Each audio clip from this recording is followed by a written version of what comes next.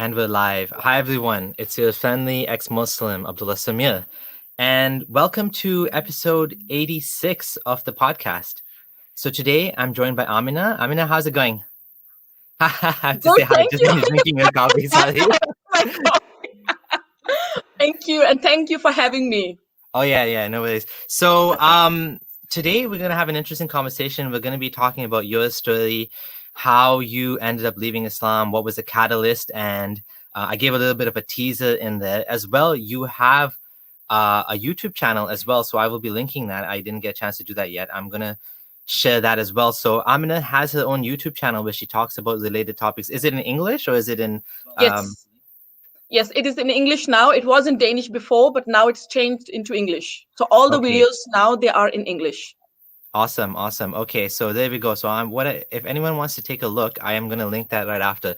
So let's go back to the beginning. Can you tell me let's go back to your Muslim life. So you obviously used to identify as a Muslim, and then, what happened? Let's go back even before what happened. Just tell me about your upbringing. When I was young, very young, let's go back to 12 years age, approximately there. Yes, I was born in a Muslim household, but it was not, you can say, in a very religious household. Nobody prayed, nobody, did the fasting and all. But my father was, you can say, a conservative person. I couldn't go with, frocks or go out with friends that much. After 13 years age, I couldn't really go out and play no more. I couldn't go on field trips, where you had to stay the night over. I couldn't go to girls' party. Actually, a lot of restrictions on me. I couldn't go for swimming with the rest of the class, like my brothers used to go. So in that way, I was very much, you can say, restricted from different things. And I can remember I also, while I was, growing up, I asked my mother, I remember I said, Mama, who is Allah? And obviously, we believe in someone, but who is he? Who made him? And she couldn't really answer. And today I understand why. But she said, this is how it is, and you don't ask these questions. Fair enough. Okay. And then later on, when I became around 18 or 19 of age, I wanted to date. And I remember I heard my mom say, you go out and date. One thing is you cannot date Danish guys, Danish non-Muslims, but you're not allowed to date Shia Muslim as well. And I remember getting very confused because how come there are Muslims within Muslims who are not Muslims? That part I didn't understand. I did realize that I was a Muslim. I was a Sunni Muslim, but I also learned that day that there's a difference between Shia and Sunni, that Shia are not really Muslims. And that confused me. I remember that was one thing that just hit me. And I said, well, how come Muslims within Muslims cannot be Muslims? Then I got married to somebody, and I did it because of my parents, not because I wanted to get married. And it didn't last long because it's a kind of a, culture or tradition that you listen to your parents, that you marry the one they choose for you, regardless of you like him or not. And believe me, Samir, I never thought that it would happen to me, that I would end up marrying someone I don't like or love. And I was one of those girls who actually got married the same way. Do you find that, by the way, someone, John Stopman, thanks for the support. Are you still hearing any strange sound in my voice? Is it high? I noticed some people were complaining before that there was a ringing noise or something like that. So if people can just comment in the comments whether the sound is okay or not, because I know there was a ringing noise that was happening. Even in one of my other videos, it was very subtle, so maybe you can only hear it on the headphones. But let me know, please. I just moved my microphone a little bit closer. Yeah, I didn't hear. Yeah, and not everyone is hearing it. Okay. So what I wanted to ask you about was this strange, well, it's strange for people that grow up in the West. Why is there such different treatment for boys and girls in Muslim families? Is that, some people will say that's the culture, not Islam. What do you say? Like, why did your parents, your dad specifically, maybe your mom too, treat you differently, not allow you to go out? And even though you're, and I've heard this over and over again, that brothers always get to go out, but my sister didn't get to go out. I was allowed to go to the movies, but my sister wasn't allowed to go to the movies. Why is that? It's a good question. My mother, she wanted to let me go to, she has not been, you can say, against me going to swimming or going to trips. But it was my father, and whatever he said, she listened. In a way, I felt like she didn't have a voice. But I think it's a mix of culture and religion. I cannot say that it can only be culture and not religion, because if you read the Quran itself, it gives men more privilege than the ladies. So I think it comes from there, basically. And I remember when I was young, at the age of 12, my entire school went on a trip for a whole week. Both my brothers were on that trip, and I specifically asked, can I now go, because now I have my brothers with me? They can see whatever I do. Can I go now? And my father said no. And I remember I cried a lot. I was so upset, because even when my brothers were with me, I didn't get the permission. And what is your family's background? Like where they come from, and like where they originate? Did they move to Denmark? This was in Denmark, obviously, right? Yeah. I have roots all the way from Afghanistan. And then some of them, they moved to India when there was no Pakistan. And then when Pakistan and India split, then my father and mother's family, they moved to Pakistan. And then my father came to Denmark in 60s, and my mother came out with him, of course, in the 70s. So I'm born here. But even though you're born here, it's still these values that came from back home continued into Denmark, where you were given, basically you weren't given the same rights as a boy. No. Right. And I think I think this is why you want to talk about this, because it's something that we don't want to continue. We don't want the next generation to have the same issue that you suffered with, because you're a woman, right? Just because you were a little girl and not a boy. Yeah, and it happens even where I live right now.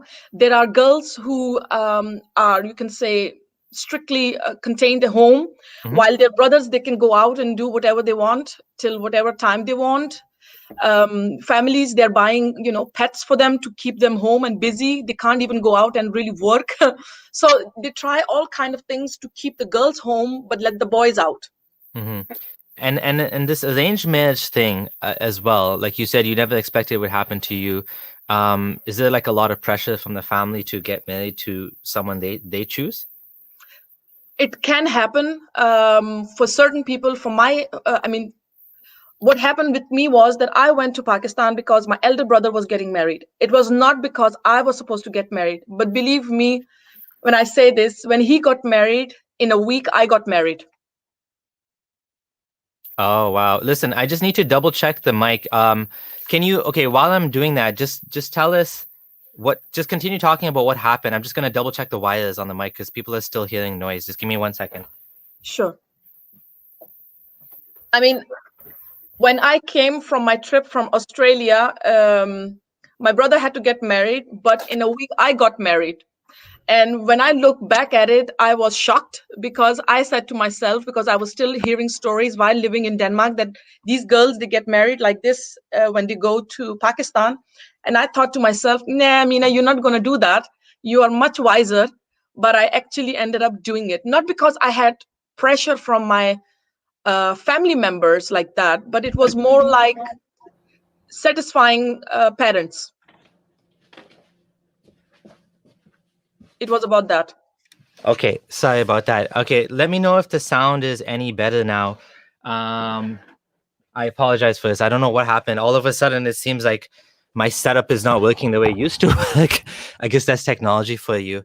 But you're not hearing any problem with the sound. Apparently, only some people can hear it. So let me know if the sound is any better. I'm just going to make the mic even closer now, see if that helps or not. Sorry about clear. that. It is very clear without noise. I don't know why some people are hearing a noise. Okay, it's better now. Okay, good. Okay. Gabriel has come and solved the problem. I'll answer the prayers. Okay, sorry about that, everyone. Okay. No problem. when this happens, it's very distracting because it's hard to get back into track. So where were we now in your journey? It So was, you it was just about the marriage in Pakistan of mine. But I also found out certain things about him that I left him fast. okay? Yeah, so it didn't take long for me to realize that this marriage was a mistake. So, and that costed me as well, you can say, kind of a relationship with my father, because he got upset with me that I ruined the marriage or left the marriage. So it didn't suit him. I find Yeah, that so sad when I hear things like that, because I always feel like, probably because I grew up, in even Kenya is kind of like Canada. It's very multicultural, and it's not very ethnic, or I don't know how to put it. It's very like it's the way it is over there and the way it is over here. Like even my parents had like a love marriage. They didn't have an arranged marriage. So the thing is, I always felt that if somebody was going to marry my daughter, like, wouldn't I put my daughter's needs like, it doesn't I don't understand this mentality of treating your daughter like an object for you to satisfy your like desires. cultural, you know what I mean, like your value, your own ego or your own reputation or whatever. It doesn't make sense, because we should always put our own, even naturally you would think that we've evolved to care for our own, children more than anyone else, but somehow it doesn't happen that way. No, there was also a girl. Now, this is the worst part. There was a Muslim Pakistani girl. She got married to a Afghani guy, a Muslim, both Muslim, but she got killed. He was also fired on. He survived, but she got killed. Why? Because she married against her family's wishes. And her She chose family. her own partner. Oh wow, yeah, this is these honor killings, as they're called. I know people don't like the term honor killings, but there's no real better term for it now. I think that's why it's better to just stick to it, because people know what it means when we say honor killings. It's something that is definitely not a good thing, and it's tricky because honor killings are not endorsed in Islam. Islam doesn't allow you to do that, yet Islam does kind of give the background, the teachings of, this is a bad thing, sex outside marriage is a bad thing, it's the parents are the ones that, like in Islam, it's the father that gets to decide who the daughter marries. She has to have his consent to be the he's a wali, right? And if it's not the father, sometimes the daughter might go to the uncle or try to find a workaround. Even I've heard sometimes they'll go to the imam as a workaround if the father doesn't agree, but usually that's not acceptable. The father has to agree to the marriage, right? So the father has complete control over his daughter's who she marries. And I remember one of my Muslim friends, both of them were Bengali, both him and his like fiance or girlfriend or whatever. Yet the thing is, um, his family was against it. And so he was telling me, maybe I'll change to Hanafi, because in Hanafi, you don't need the wali's consent or something like that. And I was just thinking, like, man, that's awful. Like, even Muslims marrying Muslims, even from the same culture, even then it's a problem sometimes because the family doesn't like that person. And then you have to go around it somehow. And it's just unfortunate. Yeah, it is also something about status. If you have high status, low status, that counts as well. Yeah, yeah. So then now, once this happened to you, but this didn't shake your faith in any ways. This was just like, part of life being a Muslim woman. But things continued to go on, and what happened? Like, what you mentioned something big happened in Denmark. And then around, I think about 2003, 5, in between, approximately here and there was this crisis, because there was this guy in Denmark. He drew Messenger Muhammad's picture. Sallallahu alaihi wasallam, you didn't say. Yeah, well, that I excuse myself from, and I don't even say prophet, because I haven't read that he's a prophet. He's a messenger, yes, and then he seal of the prophets, but doesn't directly say that he's a prophet. So I just say messenger. Well, So he's considered Nabi, he's considered Rasul, so he's considered both of them, right? Both prophet and messenger. yes, Technically, I don't know what the difference is, but technically, if he makes prophecies, so in the English language, he would be a prophet, and even in Islam, he is a prophet because he's considered both prophet and messenger, because he had both the new Sharia and also, he continued in the line of messengers and prophets. So it's a mood distinction, anyways. Yeah. yeah. So there was this guy in Denmark. He drew a picture of Messenger Muhammad, and it was a catastrophe. I mean, completely disaster. Cars were being burned in the city. Many Muslims, they reacted badly. And I remember talking with someone near me, a family member, and I said, why? And I was Muslim, remember.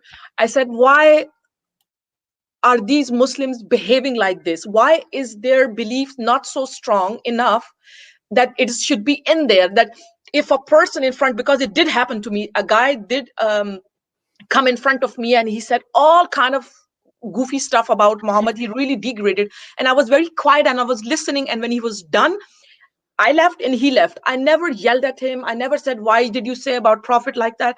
I was just listening. Why? Because I was trying to understand his emotions, why he's angry on Islam or on this person called Muhammad. Because you have to look at both sides. One doesn't have to be selfish. That was my perspective on things. So I was very neutral. But then later on, I started hearing that people started saying that Muhammad, Messenger Muhammad, is a pedophile. And it was going on for a long period of time. And then I said, why is he, this messenger who is so important, being called, a pedophile? How come he's a pedophile? And then when I spoke with certain people, wrote on Facebook, then they said, listen, he's a pedophile because he, at the age of 50, married a small girl when she was 6, this Aisha, and he consumed the marriage when she was 9. And I was like, no. This you are not saying. This is not true. This is nonsense. And she said, or they said, it is true and we can prove it. And they sent me the proof, and I went on Google and I searched many places, and I found out that Sahih Bukhari and Sahih Muslims are the books, the hadiths, they are considered to be authentic. And when I saw that, I can tell you this much, Samir, I was in shock. I just said, if I am a good Muslim and I am supposed to respect this prophet, this messenger, I should not believe in such rubbish. So what I did is I said, these books are man-made and I'm not gonna believe these books because this is a kind of blasphemy towards Muhammad. That was my view, that we don't need blasphemy from outside. This is a blasphemy, basically. So I declined from it, and I wrote very clearly on Facebook. I said, listen, I'm not gonna believe in the hadiths. I am a person, a Muslim, that's going to believe in the Quran. And you know what happened? Muslims started writing to me that you're a kafir because you believe in the Quran and not the hadith. Can you see the mentality that I am saying? I believe in the Quran. I'm believing in Allah's words. I'm not believing in a man-made book which was written by a blind man 200 years after Muhammad's death. Mm-hmm. So it's interesting, before you continue, just to reflect on that. It's interesting that your instinct was, well, first of all, it's interesting that you didn't know that, because most Muslims don't know these things. That's, to be honest, like, it's not something that people, really emphasize or talk about. And most Muslims are not really reading hadith, right? I mean, that's something that's important for people to realize and reflect on, that the majority of Muslims are actually quite innocent of the Prophet. They don't know that these are the things he did. They don't really understand. And now, what I find is, in the West, you have another type of Muslims that are now exposed to these arguments, and now they have the responses and rebuttals, and you have the apologists that, like, reconsidering, maybe Aisha was 19, right? Like, now suddenly she's 19, right? And people like Yasir Qadhi, at least the honest, and they're like, well, the only reason why people are saying she's 19 is because now it's become a problem that she was 6 and 9. So they are trying to revise or reform the religion, and there's people that are pushing back against that and saying, no, it's not an issue if she was 9. And there's a whole apologetics thing. But the interesting thing is that you were trying to maintain your Islam. You tried your very best to stay a Muslim, and you decided to throw out the things that didn't jive with your image of a prophet being the best, most beautiful, most respectful, honorable, noble man, which is what you were taught, right? I mean, all Muslims are taught that. I mean, I remember on TikTok, people were saying, oh, you're just lying that he had slaves. And I'm like, no. why would I make that up? Like, but okay, if I'm lying, where are you getting information about Muhammad? So the problem with becoming a Quranist, of course, is that there's no Muhammad anymore. Yeah, Muhammad's gone. And exactly. all you have is a Quran, and the Quran is without now context, right? When it says Tabat yada Abi Lahab wa tab, cursed are the hands of Abu Lahab. Who is Abu Lahab? So Quranists now, they have to come up with some way of interpreting that makes sense, which is very difficult, right? So I understand the pushback from Sunni Muslims, and I guess Shias too, when they say, oh, you're a kafir. I mean, nobody should be doing that. And I think that's wrong too, to obviously kick people out of Islam. But of course, they're becoming defensive. There is people like Mufti Abu Layth now, and like I said, the reformers, the people that now they want to save Islam from these, bad things. So what they do is they're trying to change Islam and make it, more appealing. So they're like, yeah, Bukhari is wrong. And they say the same thing that you were saying. How dare you say that Muhammad, married a child? Like, how dare you say that? And they're Muslim too, right? But somehow they're finding a way to make that work in Islam, which is weird. Personally, I think just like you do, that the whole thing is rubbish and there's no point trying to save it. You know what I mean? Yeah, yeah, exactly. And then further ahead, before me going into politics at all, because I was anti-politics, because I thought politics, it's like a headache. You get into it and, oh my God, you have to do this and that. I mean, I was very much anti. But around 2016, I decided that I'm going to study Islam. I'm going to find out what is it that I believe in. And then I remember saying, Allah, show me the way, show me the truth. Literally, I used to sit till 3, 4 o'clock in the morning. I was going crazy every single day, almost sitting and reading the Quran many times through online and Googling information and saying to myself, God, show me the truth. Show me the truth. Because I was looking for the truth. I wanted to defend my Islam in the best way that I could and understand it. And And the funny thing is, a lot of Muslims say if you want to be guided, that's what you should do. yeah, And that's exactly what you did. yeah. Yeah. And around 2017, I became the member of that political party that, in Denmark, which is very much for the Danish people. But I became, member, and I was anonymous. I didn't come out, as they say, like come out of the closet type. I was quiet with it because I was nervous already. I was trying to find stuff, and I was still studying it. And around 2018, I remember when I came out, very calmly, with that political party's politician. I took a picture. Oh my God, Samir, so many Muslims, they said to me, and they say that there is Islamophobia against them. There is no understanding towards them. These same Muslims, they talk about discrimination, all racism, you name it, the list is long. Same Muslims attacked me without knowing whether I'm a Muslim or not. They wrote to me, you're a kafir, you sold your soul. How much did you get to become the member? And all kind of, they attacked my family.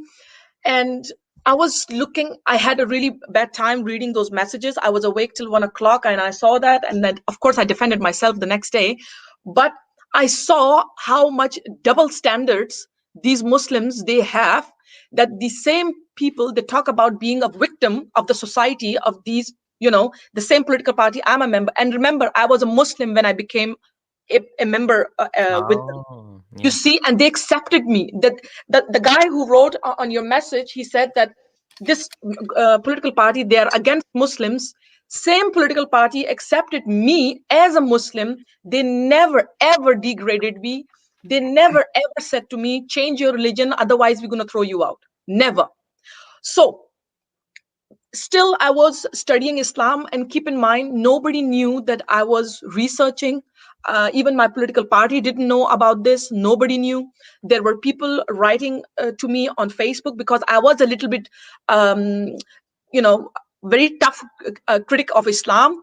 Funnily, I was. They were saying, why don't you leave Islam, you're such a tough critic of Islam. And then I said I said, listen, what I'm writing about is that why Muslims, they are not following the Quran. That was my argument. Why are they following the hadith? Because I was trying to kind of reform Islam, you can say, because if you remove the hadiths, Quran is a bit softer. Yeah. It is a bit softer in many levels, on many levels. So that what I was trying to do, and I was being bashed by Muslims, really bashed. Many Danish people were saying, "Why don't you leave Islam then?" But what they didn't know was that I was already studying Islam, because I had to make it my own decision. I didn't want to be, influenced by others, because Samir, then there is a chance that you can always turn back if it is somebody else who influences you. So it has to be because you were ready to leave because of your own valid reasons. Yeah. Yeah, So exactly. Your own conviction. Because a lot of people do that. They leave Islam for bad reasons and they go back to Islam, right? yeah. And then I started, of course, ending up in different groups trying to find answers of different things, like about Hajj. I studied that in Quran it says something about Hajj and Tawaf, but it doesn't say how many times. I ended up in different Facebook groups. I found information. Then I saw Prophet Apostate, your page. And then it was kind of, you can say, verification for me. I mean, in January 2020, I decided no more Muslim. Then I Oh. stopped. Yeah.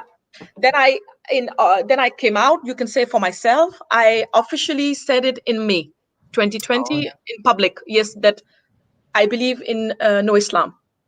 And it was taken Well, badly. and so let's talk about how that happened. When you finally left Islam, did you tell anybody, and did you tell your family? So let's talk about who did you tell, if anyone, and what happened? Well, if we take Denmark alone, because I went public through newspaper, Oh, wow. I just, went out and I said, boom, I'm no more Muslim. So it was, you can say, they were shooken. But my elder brother found out, and it was a tough call for him. So he doesn't speak with me, which I'm like, fine, if that is, Because of this? yeah. He didn't Okay. like my political view either, but that was not that tough. But it was a shock for him, for me to leave Islam. I mean, the way he wasn't prepared for that. And beside that, I lost some friends, because I already don't have many friends. I'm a very private person in a way, but as they say, few friends but good friends. But I lost them. I lost a 20-year-old friendship, 16-year-old friendship. But I mean, I have 2 3 people in my family here who are on my side 100%. They love the fact whatever I'm doing, they are supporting me. They don't necessarily agree with everything, but they say it's your life, be happy. You're happy, we are happy. I still have few friends that I see that are supportive, very few, 1 or 2, you can say, who I meet often.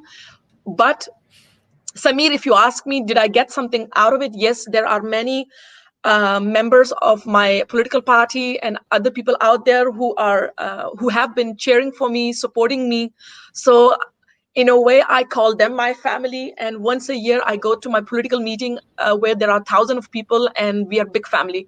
So I feel I have gained more than I have lost. Hmm. Yeah, absolutely, absolutely. It's definitely a tough journey. I just want to read out these comments. Hello, Amina, beautiful soul from Love All My Moms, the super chat, and intellectual iconoclasm says, Amina, thank you for your mindedness and bravery. You're stronger than any warrior of Allah. It takes courage to evaluate yourselves and beliefs. So this is great. Thank you guys for the donations, and this is awesome. This is why we do what we do, because it's inspiring to others and it helps others to find their way as well. Only by doing these things can we actually make a change, little by little. 1,000 candles can be as bright as the sun, right, as they say, and even a drop of water can, like, reshape a rock, right? So little by little, we want to change these things. And so let's continue your story. So you left Islam. Your brother didn't take it so well. No. My brother didn't take it so well either. But I do have friends who take a different approach, where they don't tell anyone. But that approach is also tough too, because you're always hiding the fact that you're not able to be yourself. You have to pretend to be something that you're not. Yes, it gives you an opportunity to kind of talk to them without them being as defensive. But at the end of the day, people are not going to change religion just because you did. Everyone has their own inclinations, life experiences. Even if you're, like identical twins, your life experiences will be different, so that you will actually incline towards something that someone else might not. So that's understandable. What about so you and you said, of course, your friends, you lost many long-term friends. That's a very common experience for many Muslims as well, me as well. A lot of them, I think, are okay to some extent with, us leaving Islam to some extent. But if you talk about it, if you go and you speak against it, then it becomes a bigger problem. And I remember the same thing with me, that I had a friend, he was crying actually, and he's like, don't say that you left Islam, or don't say that you're doubting it. I don't remember what I even said, but he was actually crying. And then he eventually told me, he went from crying to, I'm not going to help you move houses. I was going to move houses because you have a blog. I didn't even have a YouTube channel. I just had a blog, just written blog. And he's like, yeah, you have a blog against Islam. I'm not helping you move houses because, he didn't say it, but you are enemy of Allah now. You are now my enemy in a sense. And this was a guy I knew for more than 10 years. A guy that I went to his house. I know his kids. He knew my kids. And I know other people like that too. Did you have anyone go against you like that? I think in your case, maybe because you're outspoken as well, and you're in a newspaper and you're in a political party, that just makes you more of a target, right? The thing is, what I noticed as well in my area, because there are many Muslims here, you have no idea what kind of people I'm living with. You have really. But I remember they looking away from me because they used to call me racist, black racist, spitting after me when I was the member of my political party, when they found out. And when I left Islam, I think they went in shock. One thing that amazes me is none of them came near me to ask me, why did you leave Islam? Really, none of them came near me. Wow. Normally a person would approach you and say, listen, why did you leave Islam? I understand you are a member of a political party that is completely messed up. Yeah, but why did you leave? None of them came near me. They look down. They don't say hello to me. They have this angry face. They go by me.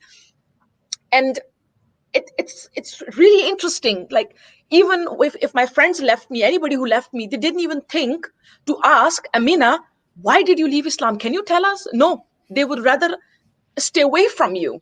And that's interesting. There are people in my area, they are Hizbut Tahrir. They don't even get near me to ask me, Amina, why did you leave Islam? This is how it is.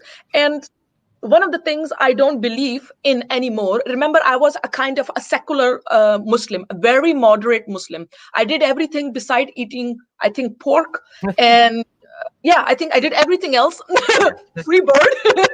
And then I called myself a Muslim. I think today, by calling yourself a Muslim, it's almost like having a brand, because, you're born in a Muslim home, bam, you're a Muslim, kind of branded. Yeah.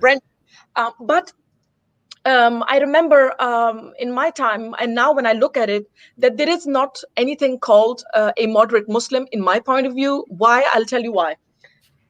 One thing is, I came out publicly in Denmark. Ta-da! Okay. It shook people. Okay.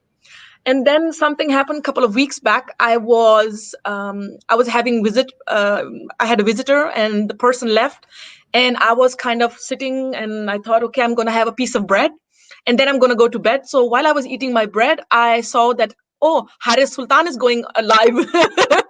So I went on, and I saw his YouTube channel, and I could see that I could actually get a chance to talk. So I went live with him. I opened my cam. So we spoke for like 20 minutes. And I didn't think much of it, to be honest, Samir. I thought, okay, that was very innocent. Like, we had a good chat and my face was out there. What he did later was, Samir, I think 2 days after or a day after, he took that one piece that we had, we spoke together, and he linked it up. Yeah, he uploaded it as a separate video, right? Yeah. Yeah. And he wrote, my face was on big face where it said Amina Sardar, ex-Muslim. And I was like, oh my God. I had no problem. Don't take me wrong. Yeah. Because I didn't think much of it. But I was, whoa. And then I think 2 days after, my mother got messages from Pakistan, like, look at this, what your daughter is doing, kind of thing, And the message came out that, and we are talking about people who are secular, who are moderate Muslims. Really educated. They were saying, leave her, don't hang around with her. If somebody should harm her, you will get harmed as well. These threats were coming out. Yeah. Yeah. And I was like, how lame is that? That this is the best that you can come out with. And then people, they say that Islam is tolerant. Yeah. So that made me really angry and hurt at the same time, that these people who are saying things to my mom to leave me and all, these people I considered family. I thought that they loved me for who I am, like I loved them for who they are. I never said, why do you do? I have never said to people, why do you do this and that? I mean, they can do whatever they want as long as they don't tell me to do it. Yeah. I always respect other people's lifestyle, what they want to do, but don't come and say that you have to do the same thing or other stuff. So that really shook me. I had to take it in for a week because many things were happening, negative things. So it really shook me. It made me upset. But I am over it. That's not the point. But it just showed me that even though when Muslims, they say we are moderate Muslims, we are liberal, we are secular, they are not.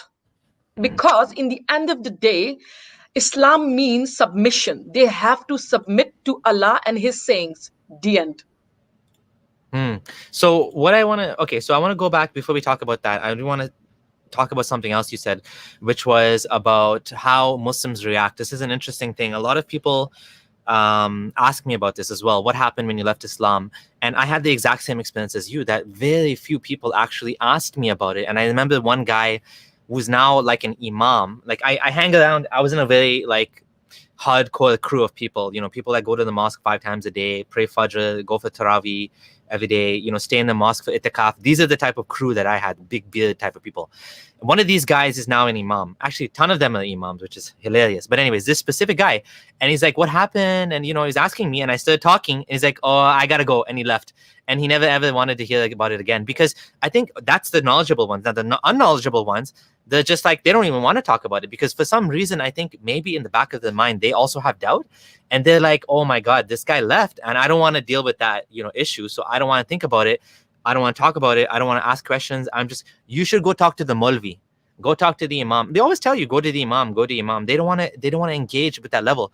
Also, because they know, at least in my case, that I was already knowledgeable before they were knowledgeable. They were not knowledgeable. They're just like, not so practicing Muslim. Maybe they're practicing, but they're not like, they're not into learning about Islam. So someone like me that knew about Islam, left Islam, now they're like, well, they don't have any arguments, right? Because they don't know anything in the first place. All they know is this guy was, even my cousin, he was like, what happened to you? I used to look up to you. You were the guy that was like Johnny Walker Lind, the guy with the converted to Islam and was this and that.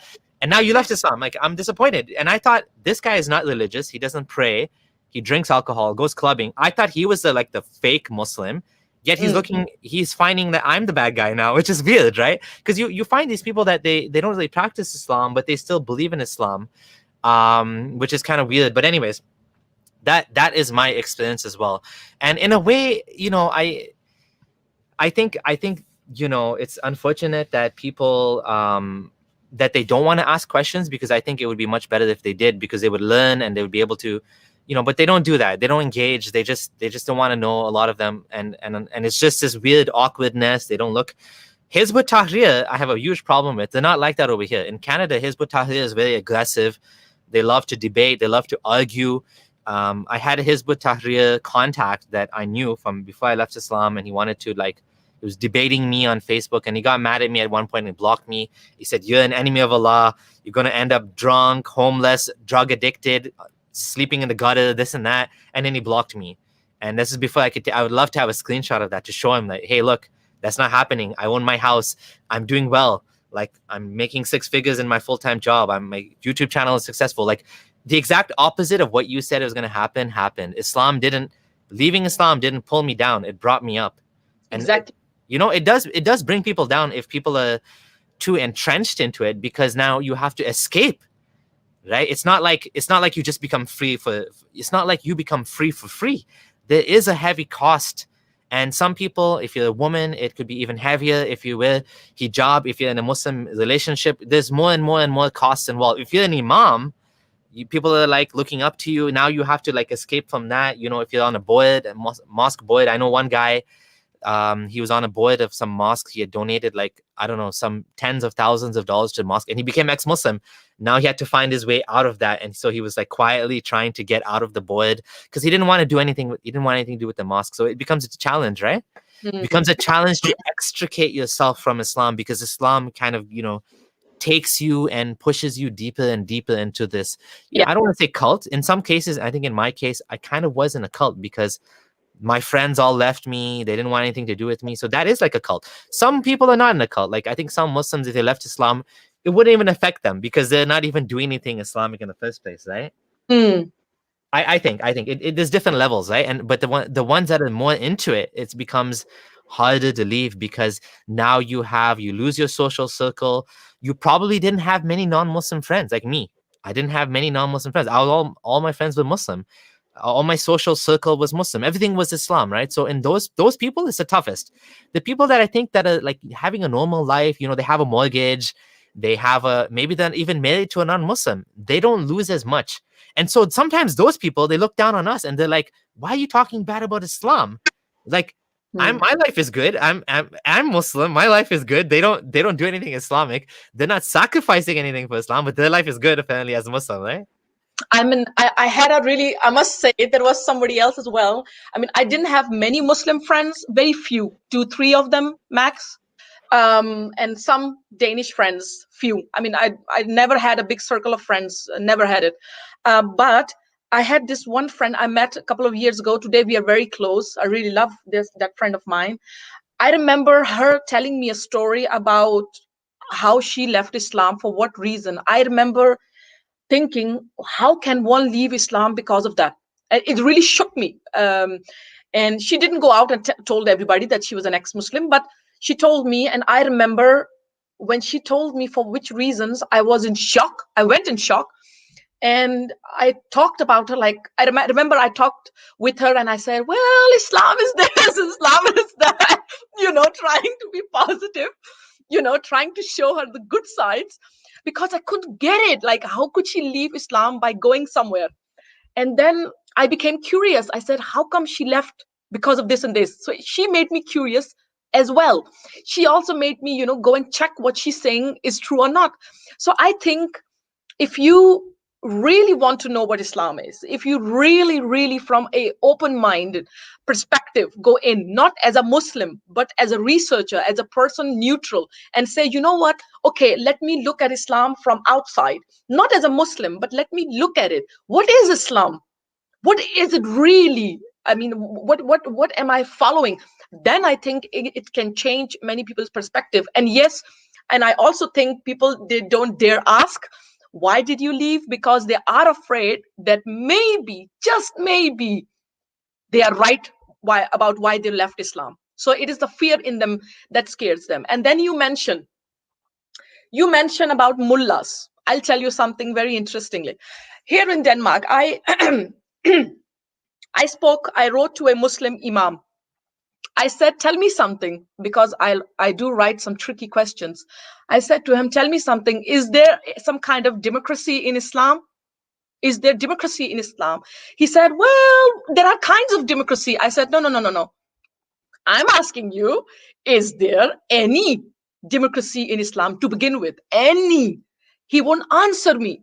And then one of the imams, the mullahs, he said to me, well, why don't you come to the masjid, to the mosque, and then we'll talk. I said, no, it's not going to happen. I mean, I'm not going to come to a mosque. I don't know what they're going to do. So I said, no, that's not going to happen. And then there is this guy who on your chat, he wrote that the dialogue is the way to go. Then we had a debate in Denmark where they had this law go through about the burqa and niqab. Then there is a page on Facebook called Women in Burqa or something like that. I went on their page, and I wrote, dear ladies, where in Quran does Allah command any believing women that they should wear burqa or niqab? They blocked me, Samir. Yeah, They people, actually yeah. block me. Yeah, I find that that is also a big problem with Islam/Muslims right now, which is it's very insular. Like if you go to the Muslim Reddit, it's like they're so strict that you cannot even post a comment unless you have a very high upvote score or something like that. I didn't even realize that. So by default, any new members on the Islam subreddit, all the comments are hidden, which is crazy. I have a long list on my blog of Muslims. I call it Muslims running away, and I don't think all Muslims are like that, but it's a pretty long list of group after group after group that doesn't want to engage. They didn't want to dialogue. They just block you. They're just not interested. And frankly speaking, it's up to them if they want to dialogue. It's their choice. No one's forcing them to dialogue.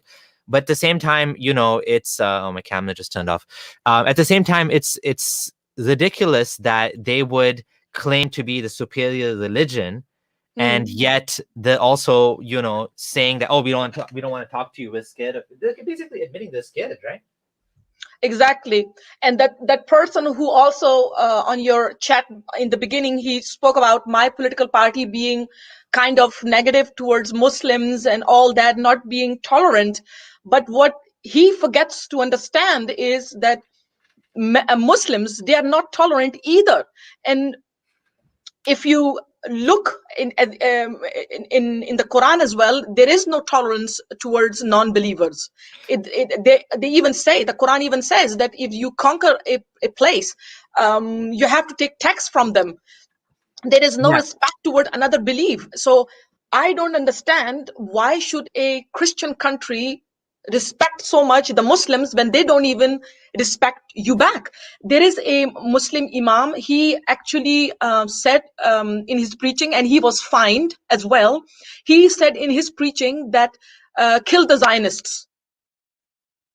That is the preaching. Then there is another imam in Denmark, and he said, I hope ISIS wins and he will support the Caliphate. So when you have imams in Denmark who are, the most important people for many Muslim people, they look at them, and I'm not trying to generalize or trying to say something that is not real. I can prove everything. When you have imams like that saying these things, where's the peace? Where is the tolerance? Where's the dialogue? There is no dialogue. There cannot be any dialogue. And specifically, when I write to certain imams on their page, they block me, they remove my comments, they don't go in dialogue with me. So I don't understand what kind of dialogue they're talking about. There is no dialogue. They block you. They complain to Facebook, they get blocked.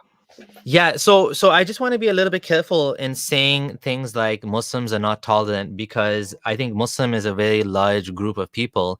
And so, we can say some Muslims are not tolerant. For sure, Islam is not tolerant. Islam teaches, like you said, you gave examples from the religion about, subjugating disbelievers and stuff like that. But when it comes to groups of people, I just want to be careful that we don't, unfairly. No. Of course. That I always say, that it's not to generalize.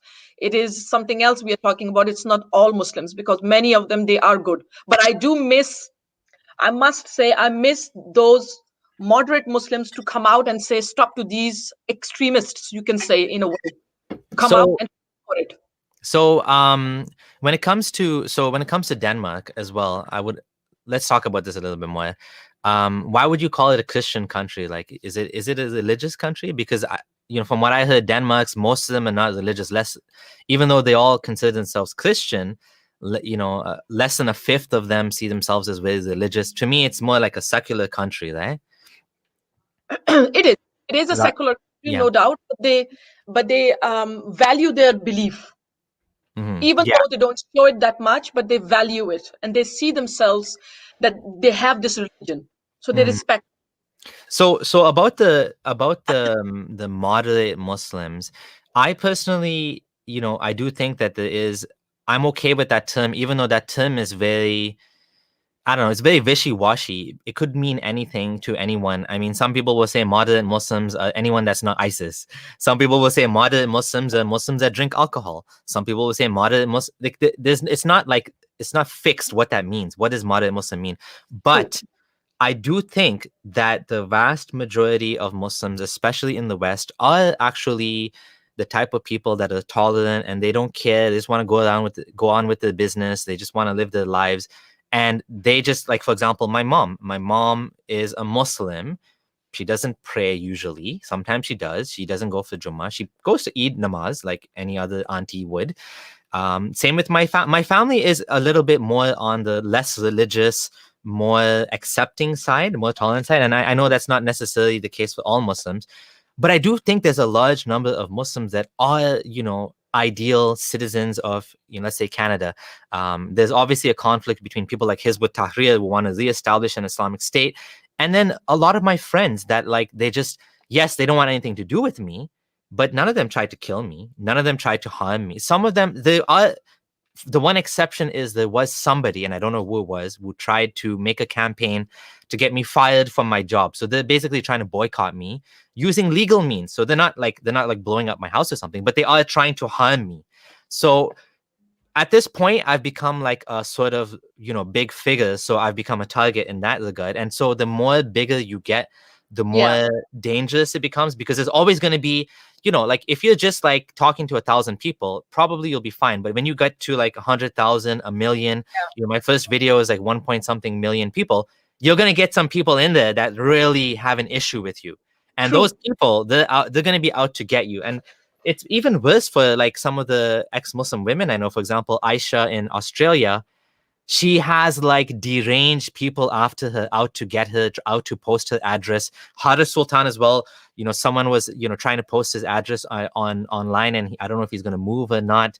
But like, people want to dox you. So you have to be more and more and more careful, because there are going to, the bigger the group of people you're interacting with, you're going to get more and more deranged people. And that happens to all groups. So for example, even like popular gamers on YouTube, female gamers, they get guys chasing them, following them, trying to get the address, showing up at the houses, calling them all sorts of vulgar abuse. So in general, when you're on the internet, you get a lot of abuse. So I just want to make that clear, that all sort of YouTube personalities do get this abuse. But in terms of being an ex-Muslim, it's even worse. It's even worse because people take it very personally when you attack their religion. And so it's like next level in some regard. That being the case, I do think that we should try to, allow Muslims the right to be secular, meaning we shouldn't put down, I don't like when people put down Muslims for not being religious. And sometimes atheists will do that. They'll say, you're not a true Muslim. You're not like ISIS. And I think that's silly, because who said that ISIS is the true and perfect example of Muhammad? They say that. But like my Muslim friends, even the religious ones with the big beards, they hate ISIS. They detest ISIS because ISIS makes them look bad. Now, that's kind of a funny reason to say that, but they don't want anything to do with extremism. And they actually have religious reasons, which is why, the whole thing is a comedy at the end of the day, because why is ISIS wrong and why are they right? What's the difference? Yeah. But you see, you're saying this, and there was a demonstration near the parliament in Denmark. Hizbut Tahrir was having that demonstration, and I was still a Muslim at that point. I remember going there with a board in my hand where I said, as a Muslim, I'm not going to support this, what you're doing. This is wrong, what you're doing. I said that. I went out there as this moderate Muslim, secular Muslim, to go out there and say, you do not represent me. You guys, really mean? Yeah, this is what I did. And they bashed me for it publicly on Facebook. They said, there was a guy, he was from my area. He came from that group of Hizbut Tahrir. He said, oh dear, you are standing on the wrong side. Come with us. Come with me. I said, no, I'm not going to come with you, because these group of people, and I was the only Muslim at that point standing there and fighting for my right, that these kind of extremists, because they want Khalifat, that they have another belief. So they actually got upset with me that why I as a Muslim was going against one of my own.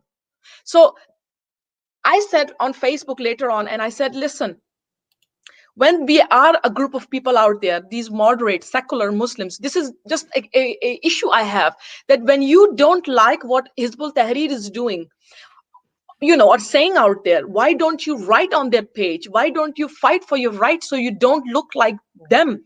Because otherwise people are not going to be able to see the difference. That is what I mean when I say this. Because when you are quiet, your silence says everything. That you Yeah. are one of them. So Unfortunately. I actually think that, see, I being an former religious Muslim, I see these fights all the time between Hizbut Tahrir and other Muslims. I remember even as a convert going, now I converted from Ismailism, so I consider myself a convert. So this is all new to me. I learned Islam, Sunni Islam from scratch. I remember in university, going to speeches by Munir Al-Qasim. He's a popular speaker. I don't know if he's part of Muslim Brotherhood or if he's just a popular speaker, Munir Al-Qasim in Canada. And he was actually, anyways, he was related to someone I knew in my high school, but he was a popular guy in Canada. He was doing a speech. Hizbut Tahrir shows up in the conference. They stand up and start shouting at the guy. Why are you not talking about Khalifa? Why are you guys talking about, purifying your heart and Islam, being better Muslims and, being better examples of in society? And why are you telling people to vote for this guy and that? Hizbut Tahrir used to show up and heckle the Muslim speakers at my school, in my university. That's what they do. They tend to get into fights all the time. And I remember there was a Jummah khutbah in my university again, where a Hizbut Tahrir speaker came and talked about Khalifa, and the Muslims got mad at him. They're like, why are you bringing this shit into a school, this sectarian nonsense? And they had a big conflict. They have had debates. The Hizbut Tahrir was saying slavery is not haram. It continues to this day. The Muslim guys were fighting him and saying, Islam said slavery is haram now. And of course, I don't agree with the Muslim guy at that time. The Sufi guy was saying Islam says slavery is haram. There is a letter to Baghdadi website, lettertobaghdadi.com, signed by over 100 Muslim organizations and imams and speakers condemning ISIS. The battle between Hizbut Tahrir and the other Muslims has been going on for a long time. In my community, they have an organization known as DawaNet or Sound Vision in Toronto. DawaNet has events, for example, like Muslim Fest, where they bring Muslim artists, singers, all sorts of stuff. And they even bring politicians and they say, let's try to get involved in politics, which I think is a good thing. Muslims should engage with democracy. I don't want Muslims like Hizbut Tahrir saying down to the Kafirs, down to democracy. We don't want nothing to do with this Kafir system. We should migrate to the Muslim. I don't like that. I do understand that if Muslims get involved in democracy, it's going to affect the laws in a way that maybe I won't like. But that's democracy. And I love democracy. And I want people to engage in democracy because I believe in democracy. I'm a believer, right?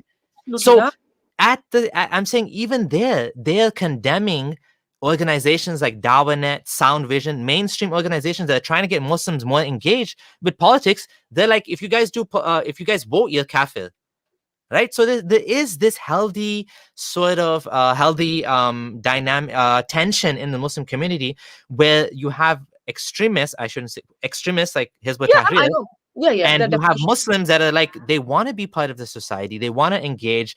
And I'm all for those type of Muslims. Those Muslims, again, they don't necessarily like me, but they don't want my head on a stick either. Now, we're not talking about in an Islamic state. In an Islamic state, it's totally different. When Islamic law is the law, then of course, people like you, our heads would be cut off. We would be dead. Islamic law says people like me and you should be dead. I'm not talking about that. I'm talking about Muslims that want to live their life. They have big beards, whatever, but they pray 5 times a day, whatever. But they do their job. They work in regular companies. They're my coworkers at the office. Those type of people, I support them. If they want to practice Islam, I don't care. I will support their right to wear hijab. Muslim women, I will support their right. I will fight for their right to wear hijab as long as they fight for my right. I mean, they don't even have to fight for my right. As long as they don't take away my right to disbelieve. And because I believe that's a better system. Secularism protects my rights and their rights both. And I have no problem with them being Muslim, practicing Islam, as long as they don't push their shit onto me, which is why we need secularism. Secularism is so important. And yeah, there is a danger that Muslims will use and that's what Hizbut Tahrir does. Exactly. That's what I'm saying. That's what, and that's what I mean, my trust towards them is very, very low. I'm sorry, it is. They use takbir or what do you call it? There is a word they use where as if they are allowed to lie in the society. They were actually Taqqiya, exactly. There was a tape, there was a what do you call it, a program. They made an undercover documentary in Denmark, and they found out that there are some people, I think in mosque or something, they tell the Muslims how to cheat the system. They actually teach them how to do what and say what. And then when it came out, then the mullahs, the imams, they said, "Oh no, we didn't mean it like that. We meant like this." And I mean, personally, I have this thought that if Muslims wanna, wear certain clothes and do this and that, they can do it. But my problem is, Samir, my problem is that I'm afraid that if they get enough power, they're gonna put their clothing and stuff on us when the time comes. Then there will be zero respect towards people like us. Even the religion says there is zero tolerance, and I don't want to be a part of it. There is a I don't hear stuff from the Sikh people, Indian people, Jews in Denmark complaining about anything. But there are Muslims, my God, Samir, they complain about everything and anything. And again, I'm not generalizing. I'm not saying it's everybody. I have never in my videos tried to generalize any Muslim like just like that. Never done it. Never said all. But there are a group of people who are doing this, and it is terrible. Then there are ladies out there that talk about. There was a case of an interview. A girl, she went for an interview with SAS airline, and she wasn't elected. And she said, "Oh, it's probably, I believe it was something like that. That it was because of her scarf, that she was wearing scarf. I'm not sure about the abahe, but it was about the scarf." And she felt discriminated, or I think it was racism. I can't remember, but it was something like that. And Samir, here my point is, listen, they have a dress code that you have to wear certain clothing to be a part of their group, which is fair enough, which doesn't include a scarf on your head. So you can't get the job. It's there are some Egyptian airlines that you have to wear certain dress code, otherwise you will not get elected, or you have to weigh certain, your body should be in certain way before you get elected. So there are many things. So I really, really find it hypocrite from their side. And then in Denmark, there was this very classic thing that they don't give you a handshake. They do this.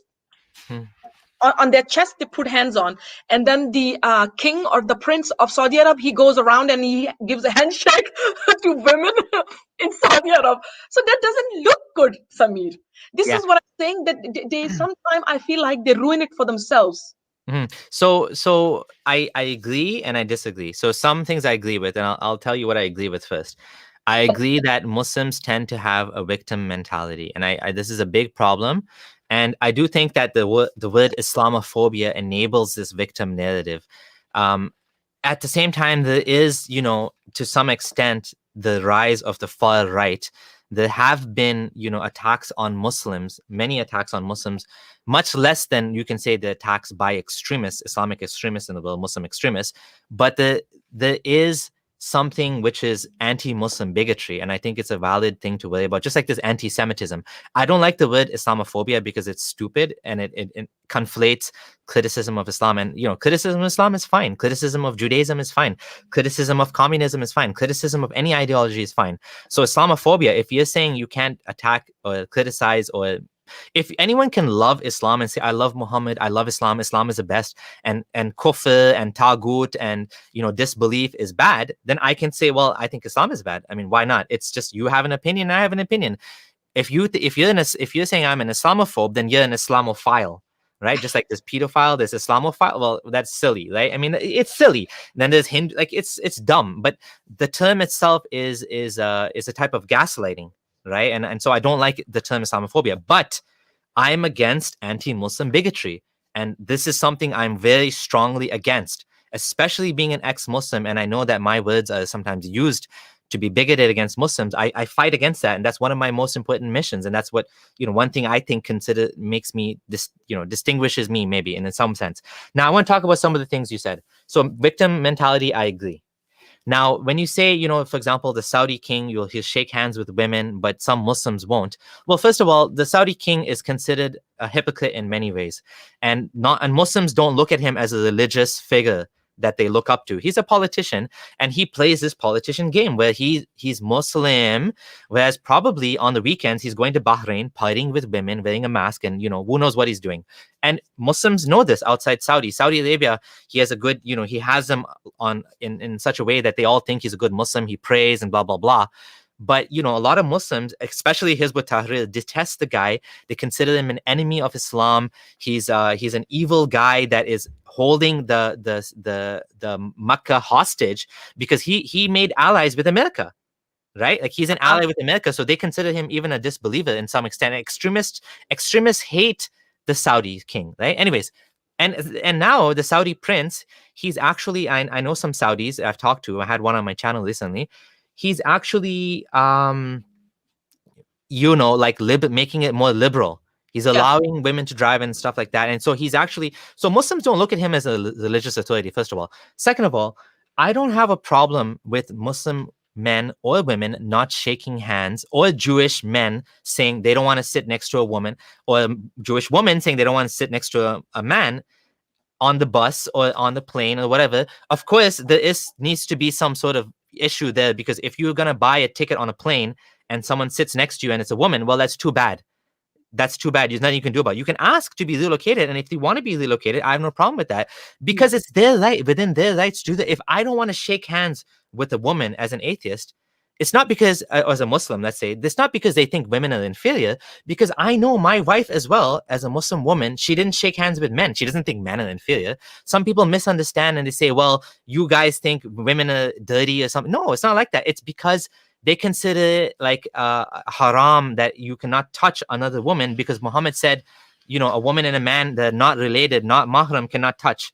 Right? And there's disagreement on this. Yasir Qadhi said that Muhammad himself didn't take bay'ah from women, but there's some hadith that say that he actually did. He actually shook a woman's hand or whatever, or Uthman did. So it's not considered haram, but it's like not recommended or something. So there's different opinions even among Muslim scholars. Some will say it's okay to shake a hand of a woman. Some will say no, it's haram. So I don't have a problem with that, because it's their religion. I don't care. It doesn't affect me. It's their right. Just like if they want to wear hijab. Now, when it comes to, for example, now here's where it gets tricky. Egypt Airlines saying you have to wear hijab. Now, Egypt Airlines is a private corporation that's allowed to have a dress code.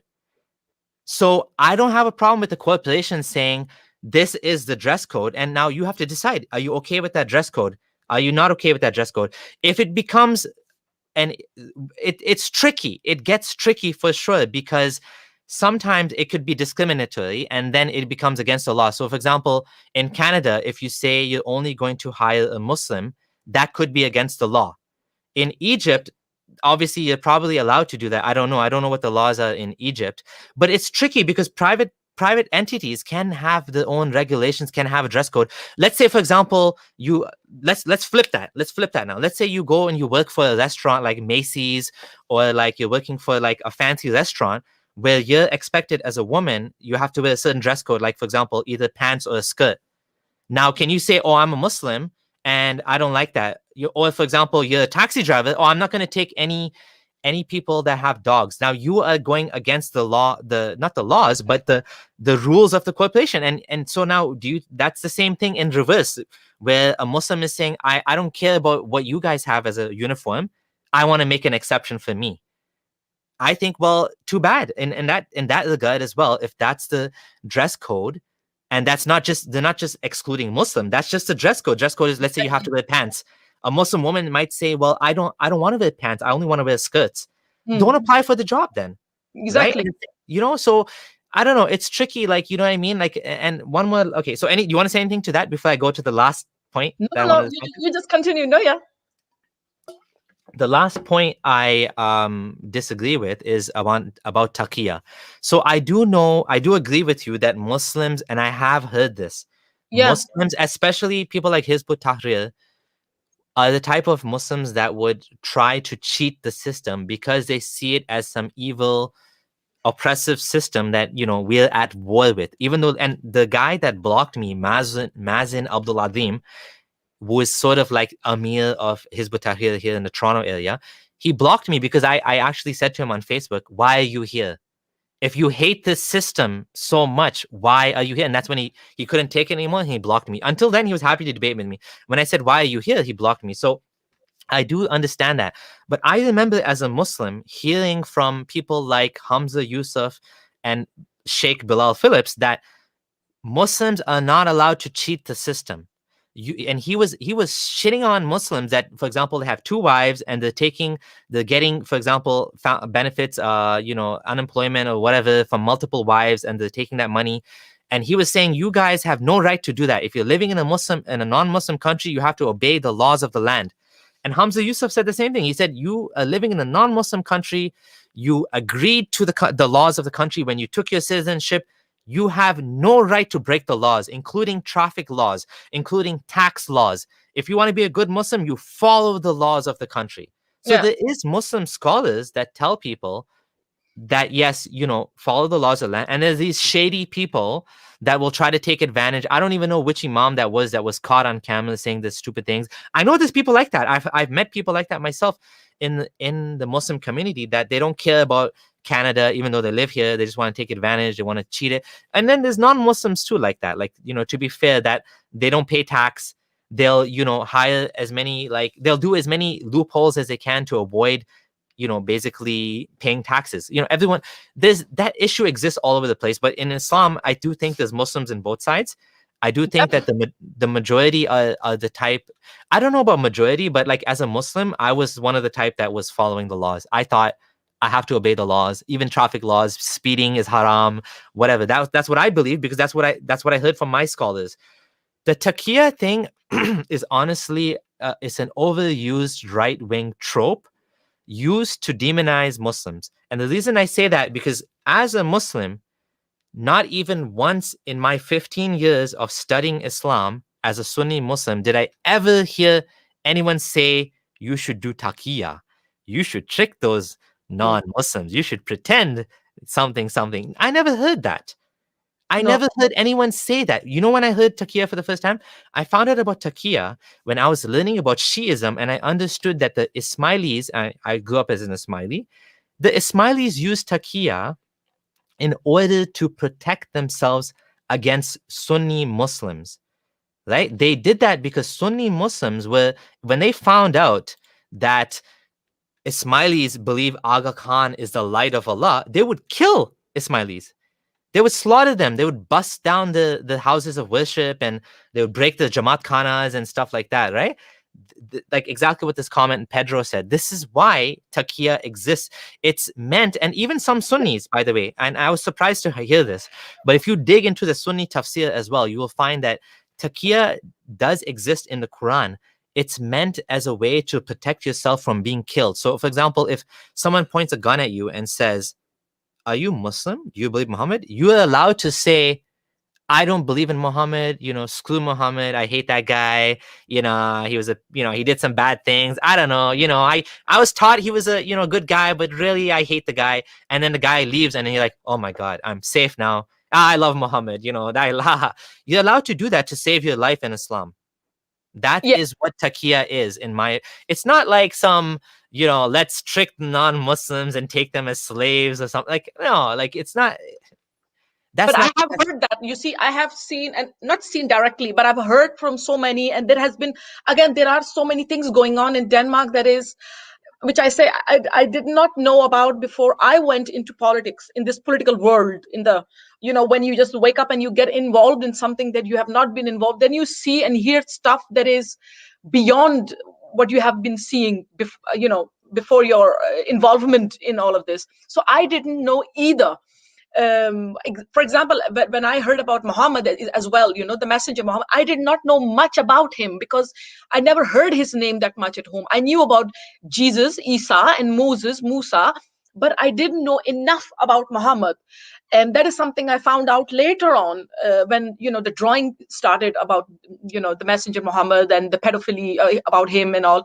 Then I realized, oh, this Muhammad, ooh, he's existing. Let me see, let me check out. I didn't even know about his existence that much, because my view of Islam was Allah. Oh, Allah is my world. Allah is everything. But even if I had a horrible, terrible youth and all, it was because he wanted me to go through this pain, this suffering, because he wants something better for me. This is how I thought about Allah. I never thought this is something Muhammad that wants. But Taqqiya, it is something that I have heard, seen. Muslim men sometimes write on Facebook, "We are here to conquer you. We are here. We're gonna do this." So that's not Taqqiya. That's being open. That's not Taqqiya. No. Then there is something about people writing. I mean, some people have been writing, yeah, this is Taqqiya. They are using the system. They are lying on our face that they are like this and this, but they want something else. Speaking with two tongues. So when you hear, remember, I'm not saying Taqqiya, that they are doing Taqqiya. It's not about that. But is my trust a bit low towards them? Yes, because there is a group on Facebook now. They have blocked me. That Muslim page said that our loyalty lies with Allah, Muhammad, and with the Muslims, and nobody else. So that makes it very difficult to trust. You know, when you say Muslims, I mean, I'm not trying to generalize. Literally, I'm not. Believe me, but it puts the good ones in a bad situation. Yeah, Nothing else. So the thing is, let's talk about Taqqiya a little bit more.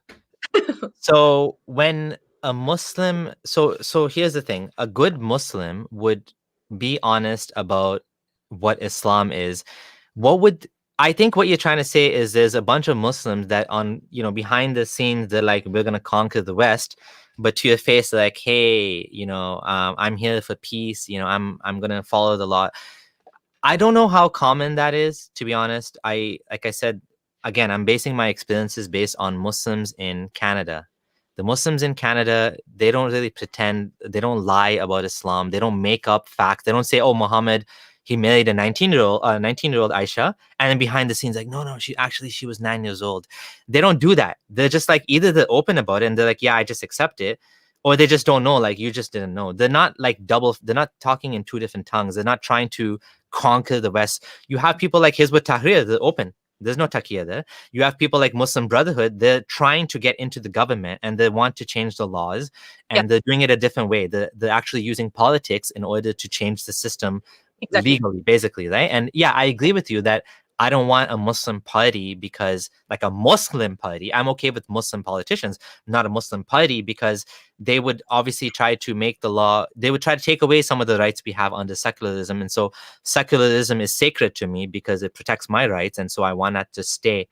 But I just don't think it's that big. I don't know how common it is. I know there's people, there's all sorts of nuts out there. There's people that say these things, but it's not common. And I'm saying that from my experience in the Muslim community, that this double speak is not, I don't see that. I never saw that. And yes, there is crazy people, but the crazy people tend to be the ones that are open about it, right? Like Hizbut Tahrir. Nowadays, I think they're trying to, like you said, reform Islam, but then again, they're not pretending. They're just accepting. Aisha was 19. If you ask them, why do you think that? They have an explanation. They're not like changing that explanation based on who's talking to them. So maybe there is some Taqqiya going on. I just don't see it. There was this for 2 years ago, I think, approximately. Now they have closed the Facebook page, but I have saved the video and I have saved the screenshots just to, if somebody says you're lying, I have the proofs. But there was this Danish page. It said, let me get it. Allah's Danish party. That was a political party that was running up for parliament.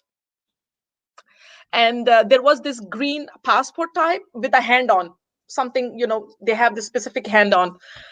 And I was like, are you really? I mean, really? And he was the son of that imam that said, I hope ISIS wins. Mm-hmm. He was that boy who was running up for that political party. He was the son of that imam that said that I hope that ISIS wins, that he's for the Khalifa. Mm-hmm. So that started worrying me. So I spoke a lot about it, about this political party, that Allah's Danish party. So it ended up with that it was deleted after a while. It was running for 6 months or so. Yeah. Mm-hmm. Then it was removed. I just noticed that it is removed. So what happened? I have no idea what happened with that page, but it's gone. But it said all kind of stuff, and the values that they came with did not suit, according to me at least, uh, the secular system. Yeah, and I No agree with way. you. I would agree with you. I just wouldn't call that Taqqiya. That's the platform they're running for. They want to build and like Islamic. They want to bring Islamic values into the West, but I don't call that Taqqiya. I just call that Muslims trying to, get involved in democracy. How like the thing is, I don't like. I understand even politicians do double speak, and I do understand that that's possible. That they have some sort of things that they don't want to be open about, but like the fact that the son was the imam of a guy that was pro ISIS doesn't necessarily mean the son was pro ISIS too. Because I know a guy. I mean, you can tell me if you have evidence otherwise, but in my case, I know a guy in Toronto again, an imam. His father was like a hardcore Salafi imam, but the son, he's a young guy my age, a little bit younger than me, and he said I was shocked to hear him say he doesn't believe ex-Muslims should be killed. I Yeah. was like, your father is this hardcore Salafi Wahhabi, basically, and you don't believe. And he's an imam too now. He has his own masjid and stuff, and his views are totally different. So, it doesn't mean just because his father is a crazy guy that he's a crazy guy too, Oh, no, right? no, no, no, no, definitely not. But just the things he was saying, and the political party's name was, Allah's Danish party, or Danish, something like that. Allah's Danish Mm. party. So I was like, why you? I mean, you are already promoting Islam this way. Yeah, which And they then, will. They will promote Islam, the Muslims, right? I mean, we I mean, understand that, and that's why we need to fight back with our values, right? and if you say Allah's Danish party, first of all, Allah cannot be Danish. That is one Yeah, thing. Secondly, in Islam, there is no, secularity. You don't have democracy. There is submission towards Allah. So yeah. that confused me as well. Like, what is he trying to pull here? I understand really if there are some Muslims out there, secular, moderate, who really wants to do a good job here in any Western country. I will say go for it. But my problem is when you bring Islam into it, when you Yeah, talk about Muslim rights alone, when you don't yeah. talk about everyone's rights. There, Samir, I have a problem when you only promote Muslims. That is Of wrong. course, yeah, of course. I mean, there is a tribal tendency that every group tends to prefer their own tribe over others. And I do think that from this regard, this is why a little bit of nationalism is a good thing. I feel like nationalism is a sort of, I don't like too much nationalism because if you become ultra nationalist, then you don't care about anybody else except yourself. And then you tend to be like, sort of the type of person that will say, screw, the environment, forget climate change, forget everything. All I care about is my country, my country. And like, for example, that's what some of the things Trump was doing. He was putting America first, right? Make America great again, getting out of the Paris Climate Accord and stuff like that. So too much nationalism is a bad thing. A little bit of nationalism allows you to have empathy for your fellow citizens of the country, even if they don't share the same, ethnicity, even if they don't have the same religious background. And so that sort of tribalism a little bit is a good thing. Muslims, of course, again, I do agree with you. They do have this tribal victim mentality that we do need to work on, and we do need Yeah. to fix for sure. But I don't have a problem with them promoting Islam because I'm also promoting what I believe in. Like, how can I say you have no right to promote Islam? I would be the biggest hypocrite of all. I would be basically like a dictator. That I would be doing what they're doing to me. They're saying you have no right to talk about atheism. You have no right to say Islam is bad. So how can I say with a straight face you have no right to promote Islam? Don't they have a right to promote Islam? For me, it is where I think, in a way, no, not really. But if they want to talk in their own way, but not publicly. Why? Because we, as ex-Muslims, we get excluded. If it was a Muslim country, we would not Yeah, but get permission to do this. I'll tell you, we yeah, would not be able to talk like this the way we are talking. If you look at the Saudi Arab, it's a Muslim country. Then we have Christians there. They are not allowed to go out and show their cross or even talk about Christianity with other people around. So how come? I'm not saying that Muslims cannot talk about their religion or whatever, but my problem is it's not that much about promoting their religion, but it's more about, my problem is when they constant complain about how how bad the Western is towards them. And they just want more and more and more, and they call the Western people racists. They use the word discrimination when they are actually the ones who are doing it to people, Mhm. and Yeah. not the other way around. They are doing it among themselves, meaning Yeah. Ahmadiyya, Shia. I mean, they are doing it among themselves, and then they are trying to teach the Western country how to be. That's the conflict that I have.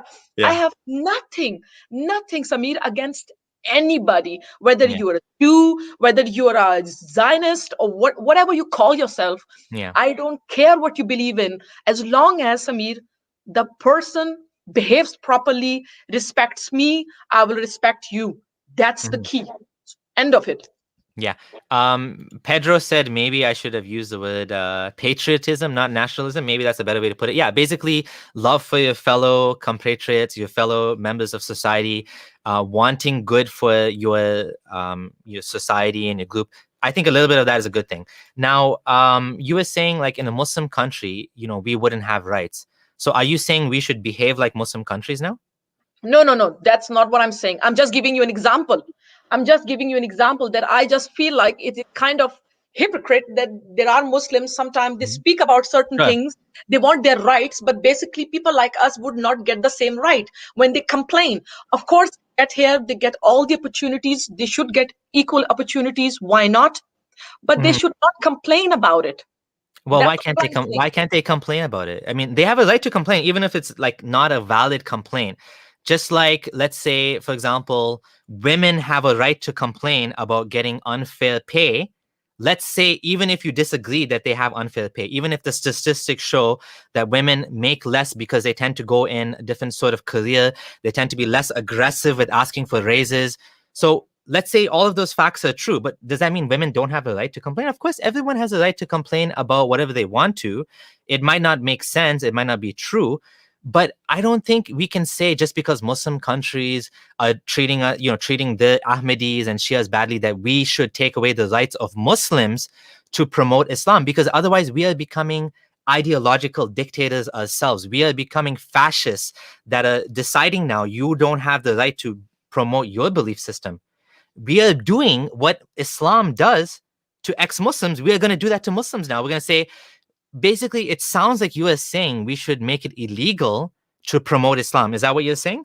It should be I'm against the just law? saying, no. I'm saying, listen, anybody can have their religion the way they want to. But Hmm. I would not like that they should go around and try to tell other people how to live their lives, that they are better than us. But That's a problem. Like, for yeah. example, let me give you an example. Mhm. There was this law going on in Denmark. It has gone through about burqa niqab, that Mhm. they don't want burqa niqab in Denmark.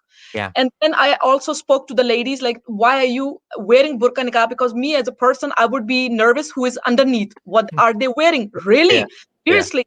So Yeah. I was also against this fact that you have a burqa niqab, and there is nowhere in the Quran that says that. And when I asked these Muslims, these ladies, they blocked me.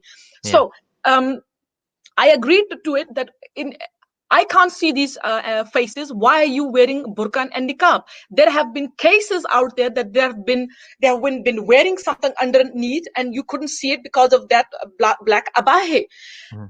And if your religion is so important and you feel like you are not getting permission to do exactly as you want within your field of this religion, then maybe Western country is not the country you should stay. Mhm.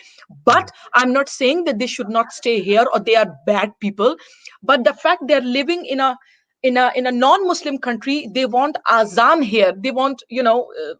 azan coming out of 5 times a day, and um, making disturbance in the streets and everything. That's a problem that I am not very much fond of. They want many mosques. They want azans around the places. They complain about everything.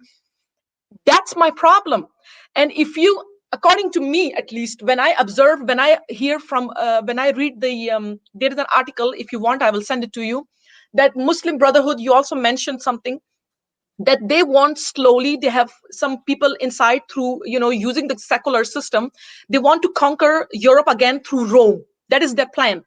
So that worries me as a citizen in you know in Denmark. Yeah. It worries me because I'm not a politician first. I am a human being. I'm a citizen in a country where I am worried when they can. A group of people, a Muslim, can talk about conquering Europe again from Rome like they did it before. Then anything can happen. So that Yeah. is what I'm worried about. It's not Yeah. because me, I hate a group of people. No, I'm just worried. Yeah, so if there's people that are talking about, obviously overthrowing the country or something like that, like, what do you think is the solution to this? Like, how do we fix this problem if that's what's happening? I believe that we should be able to talk together. I might invite certain imams to a debate room. It will happen probably around next year because there is so much corona going on, the COVID-19.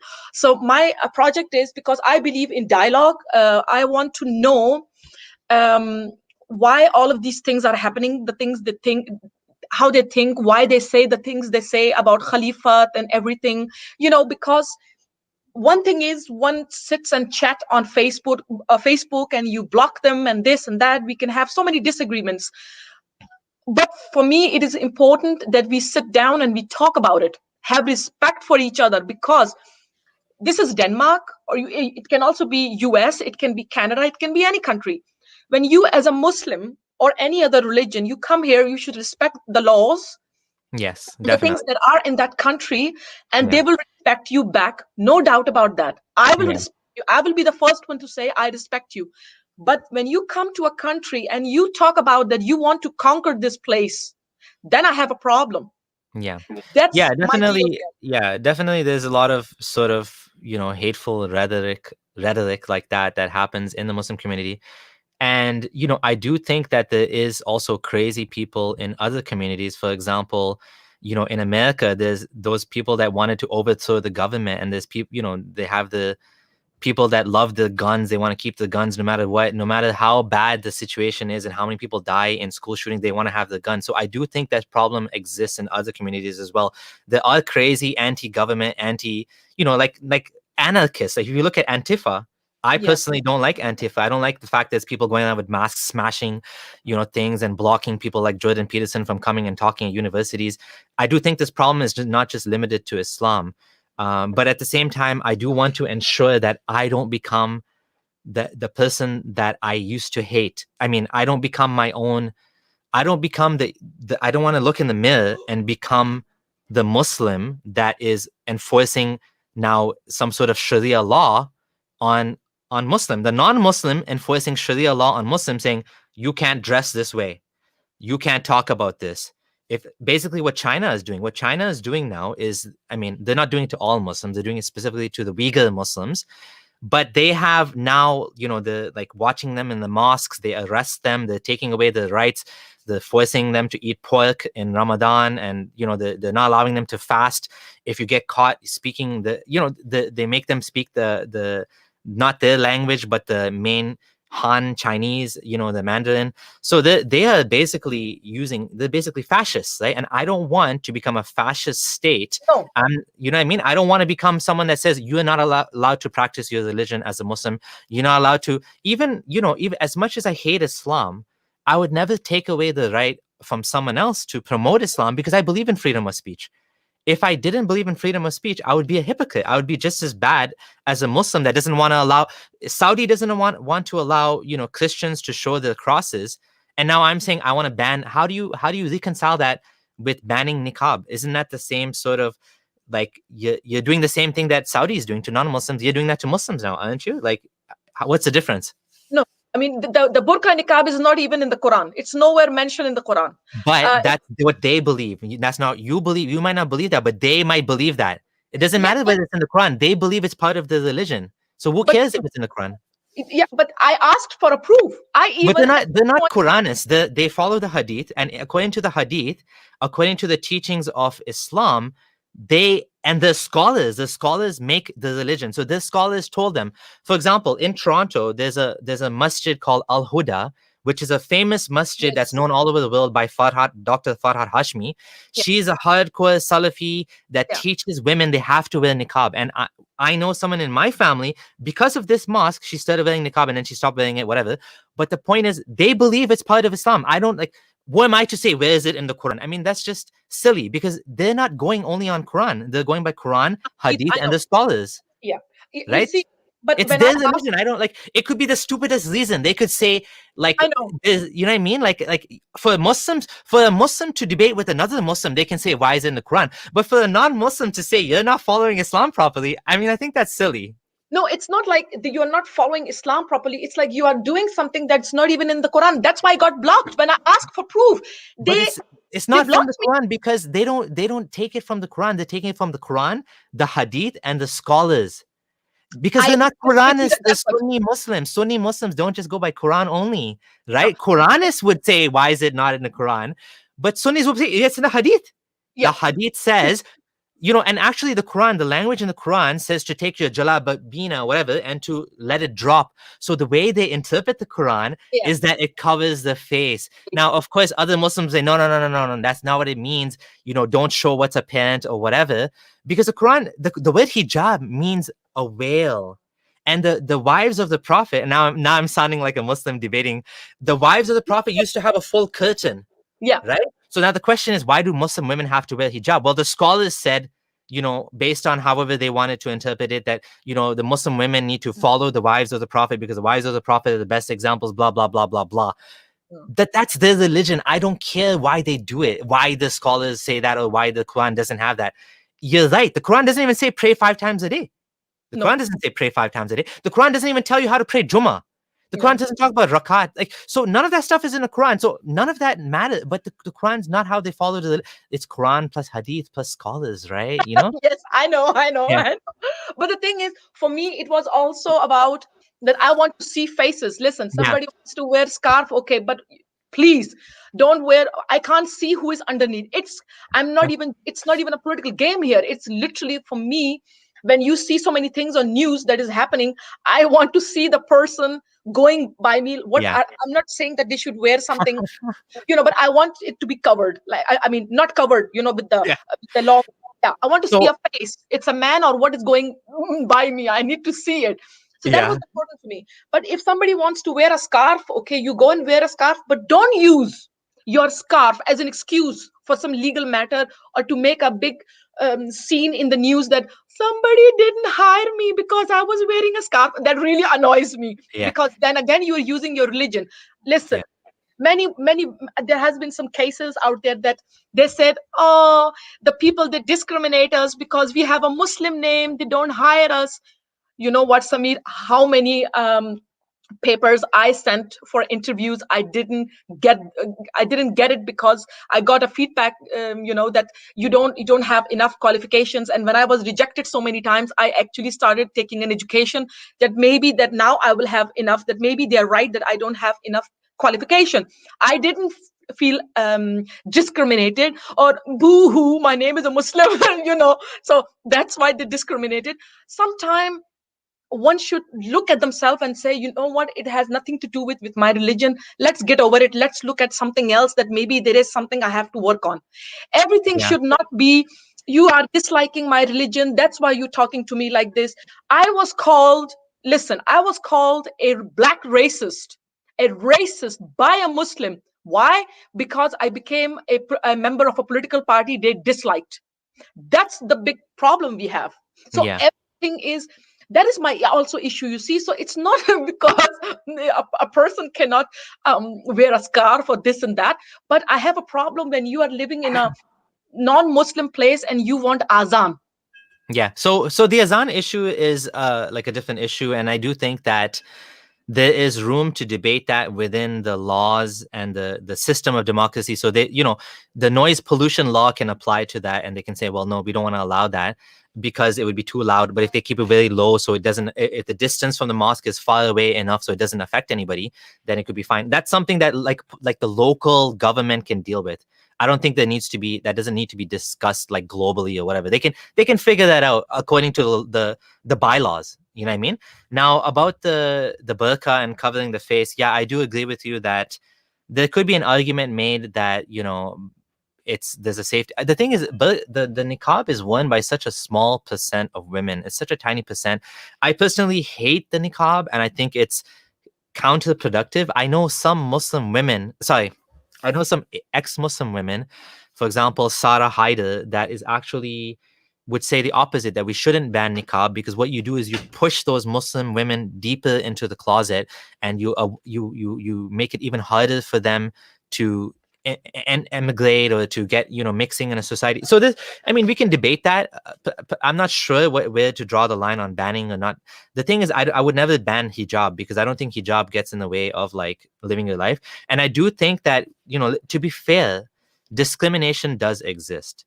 People do. So I have this problem as well, because I am a successful software developer and I earn 6 figures. I'm doing really well in my life. But if I was not well educated, if I had a big accent, if I was, you know, like what I noticed is throughout my career path is when I first started working and I was doing like call center jobs, I worked at Walmart.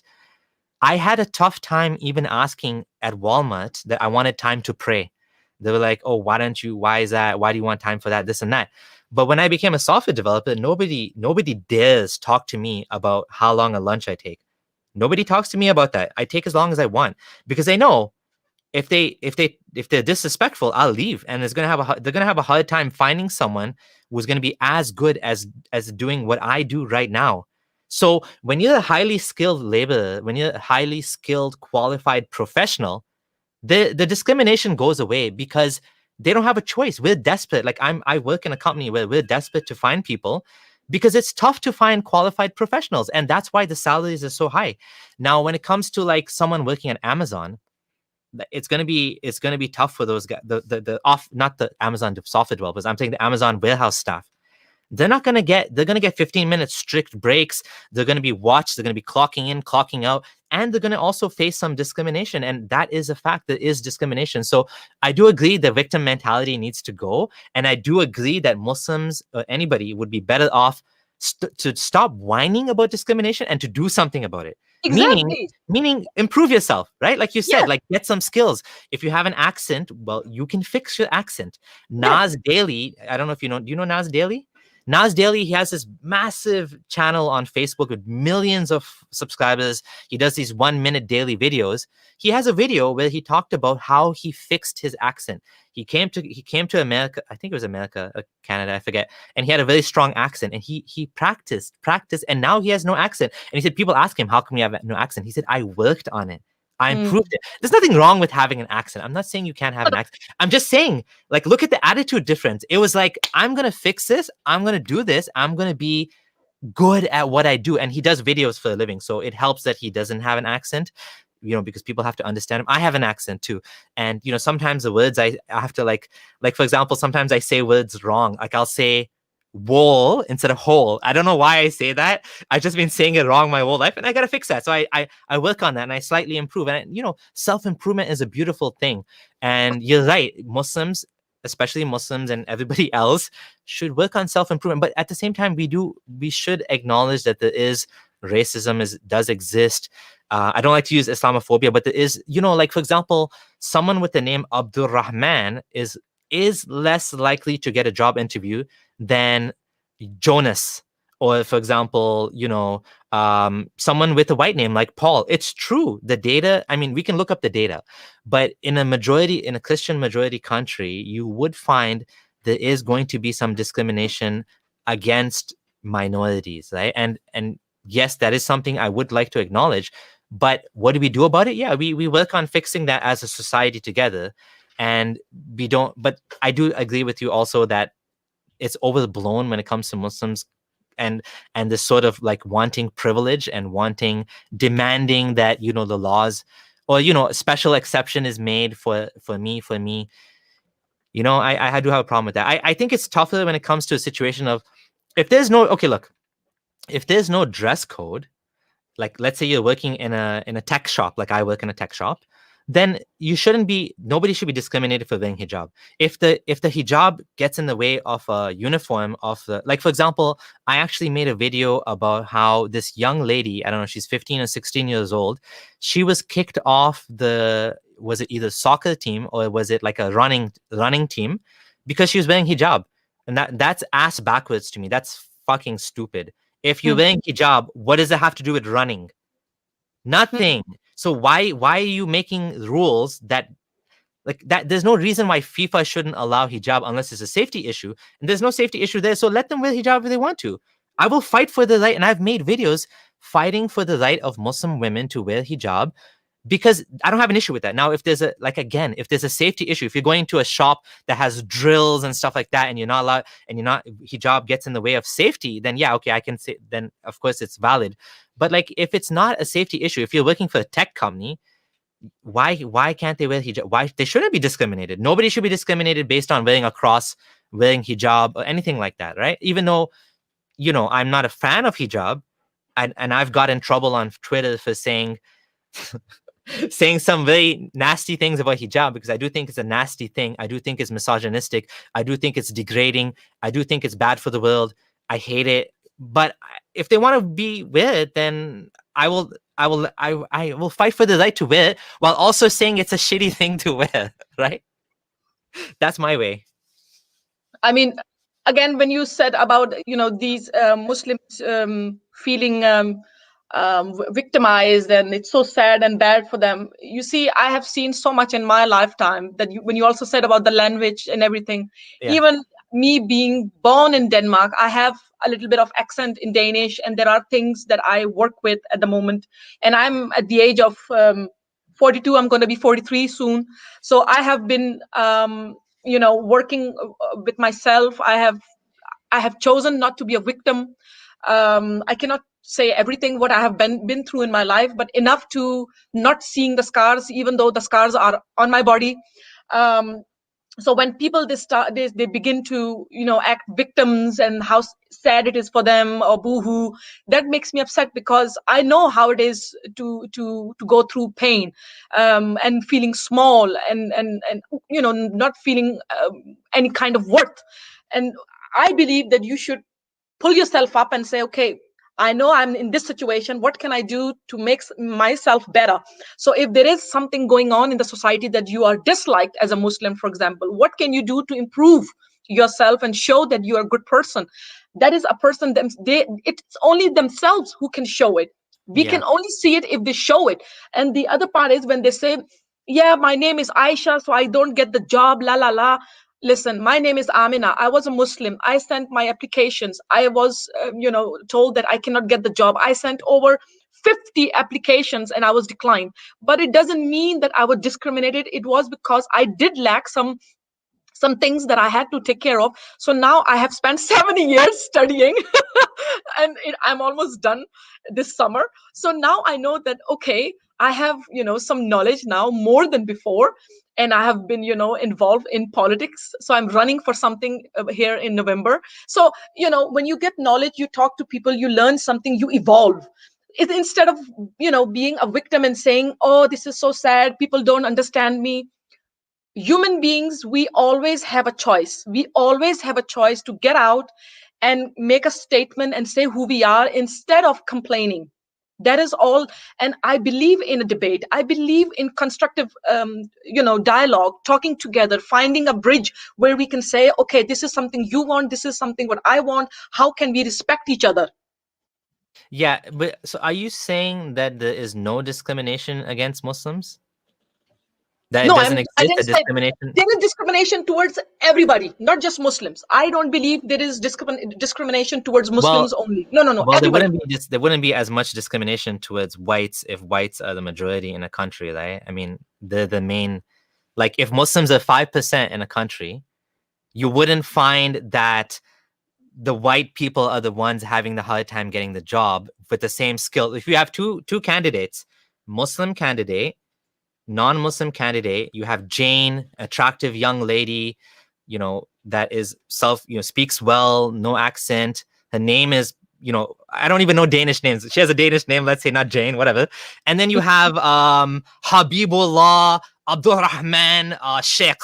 He comes to your office. He's like, looks like me. Maybe his beard is twice as long. They're both equal candidates for the job. Maybe he speaks. Are you saying there would be no discrimination in that case? Like, I have seen with my own eyes that there are so many employees with Muslim names. There is a very, very good position there. It is, what was it called? Foreign, where they take applications from people getting visas and stuff. Yeah. Many Muslims are there. They get the Yeah. position. Secondly, there is another position for, what was it called? Social helpers. Yeah. The elders. Yeah. Social workers. Yeah. Yeah. They are almost half of them, I dare say, almost, they are Muslims. They Yeah. either are men who are Muslims or ladies that are Muslims, with or without scarves, with beard or without beard, with Muhammad name. Nobody discriminates. Why do I know this? Because I was there when they got interviewed. I was I was in a place for internship, and I was with that lady who was interviewing them. So I saw the names, and mostly they were Muslims. They did not get declined. But it sounds like you're saying there's no discrimination. You're saying almost not. Yeah. And Okay. remember, discrimination goes both ways. It's not because Muslims, if we are talking about Muslims, even Muslims discriminates Muslims. So it's not because it's the poor Muslims. No, they're good in discriminating their own kind, because if they dislike what they believe in, like I was told a couple of days back, because I wrote something on a Muslim politician's page, and then he said, yeah, you have gone against your own kind. And I said, how can you say I have gone against my own kind? The Danish people, I'm a Danish citizen. I consider myself a part of the society. There is not something like you and me. We are united. We should not be two different groups. That's wrong attitude. Yeah. I do think that the discrimination is something every society needs to work on and continue to fight. I do think that there probably is discrimination, but Denmark is a very progressive society, and everybody knows this. Denmark is probably one of the better societies out there in terms of not discriminating and, accepting people based on their merit, not based on the religion.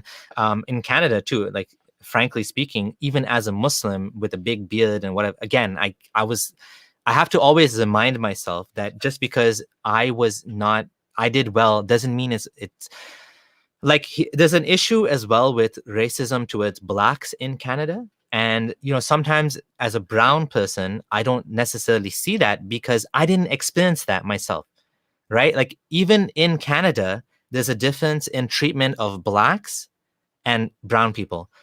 There's a lot of brown people here. And so brown people, a lot of times, they will get the jobs, but Black people, they don't, right? Because Black people are still discriminated against to some extent.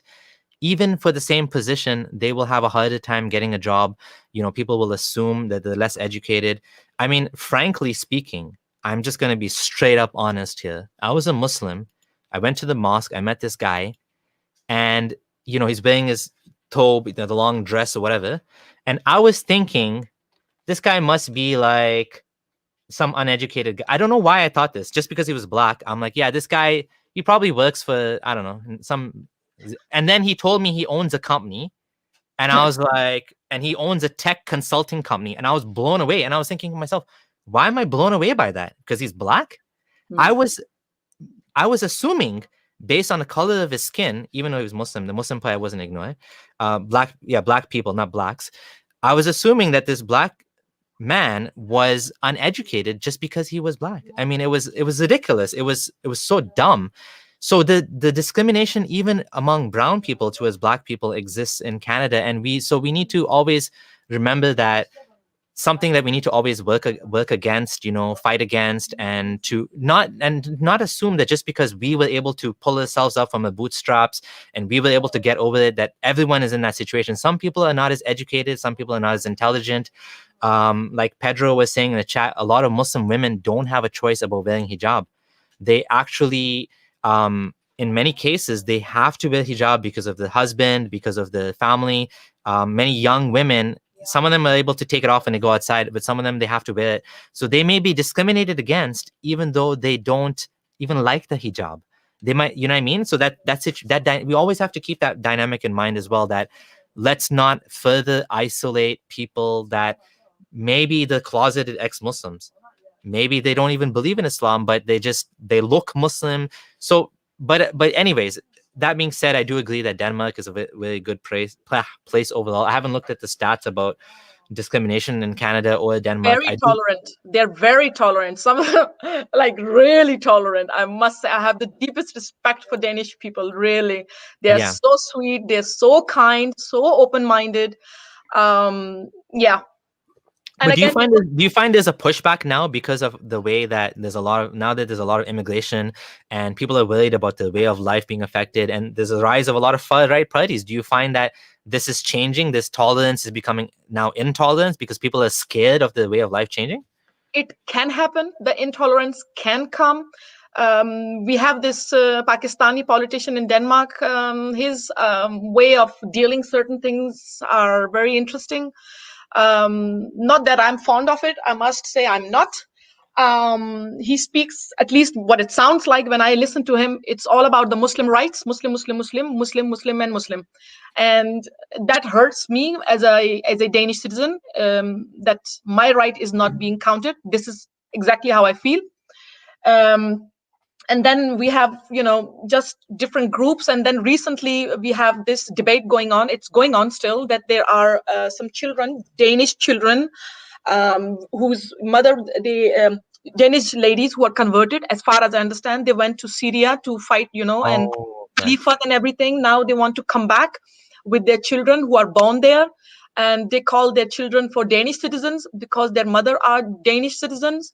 So now suddenly they remember the rights. They forget why they left Denmark to begin with, to fight against everything Denmark stands for. Yeah. When you think logically. And now they're thinking, oh, Denmark. Now because the Syria is not good enough, ta-da! Now we remember Denmark. The goodies, the fun, the possibilities we have. So now there are a debate going on. There are people, Danish people, they are split. Some are saying yes because of the kids. Then there are some who are saying no to the kids because, and my opinion is the same.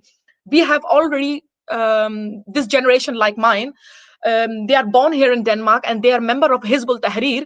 So what are the odds when you get the children from Syria who are born in Syria that they're going to be loyal to Denmark when we have people who are born in Denmark, Muslims, and they are talking about that we are only loyal to Allah, Muhammad, and the Muslims. So what are the chances that these children are going to go against Denmark and going to be exactly like Hizbut Tahrir or another group? I don't know. So that is the debate going on between the political party that is mine and then the other ones.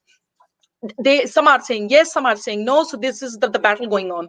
So this is something that is very, very new now.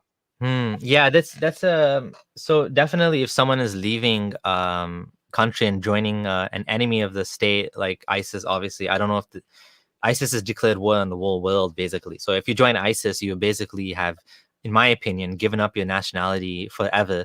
It's a little bit tougher for the kids because the kids are innocent in all this, and I think that's why people are maybe even bothering to speak about it. I don't know about de-radicalized. I do know that some people do get de-radicalized, and I do know that, like, I spoke to someone that was de-radicalized. Her name is Tanya Joya. She was a member of ISIS, the wife of one of the top members of ISIS. His name is John Georgalis. There's an amazing book called The Way of Strangers, written by award-winning Atlantic journalist Graham Wood, and he interviews Tanya, and I interviewed Tanya on my channel. There's lots of interviews with her. She was like part of ISIS, and she is now ex-Muslim. She speaks against Islam, and she has seen the way. I mean, she was gullible. She basically married a man that joined ISIS. She went there with him, and then she wanted to leave, and it was tough to leave. Eventually, she left. He stayed behind, and she left it. And I don't know exactly how she managed to get out of that. But she's an ex-Muslim. She left Islam and she doesn't believe in it anymore. So there are people like that, genuine people that they see the error of their ways. I mean, one guy contacted me and Abdullah Gondal from Syria. He said he left Islam. I don't know if it's true or not. We told him to contact, we gave him a contact. I don't know. I think Abdullah Gondal gave him a contact or something. But it's kind of tough in that situation where you actually fought. If you actually fought, I mean, Tanya didn't fight, but if you actually fought against, then there's no way you're going to come back, and nobody should accept them back because they basically crossed the line, right? I don't know. I think some people are just trying to be kind and they think that maybe they can de-radicalize these people. And I do understand where that sentiment comes from. I don't know how possible. I know that some people, when they went to ISIS, they realized like how dumb they were at the point where they got there, when they realized that this isn't Medina. This isn't the Medina of the Prophet. There's no angels going to come. Maybe they thought, some of these people were actually like, there's a lot of young women that went there. Emotionally. Yeah, but what I'm trying to say was like there was a lot of young women and men that were what's the word? Like when they talk to them online and I know what you mean. You mean. Yeah.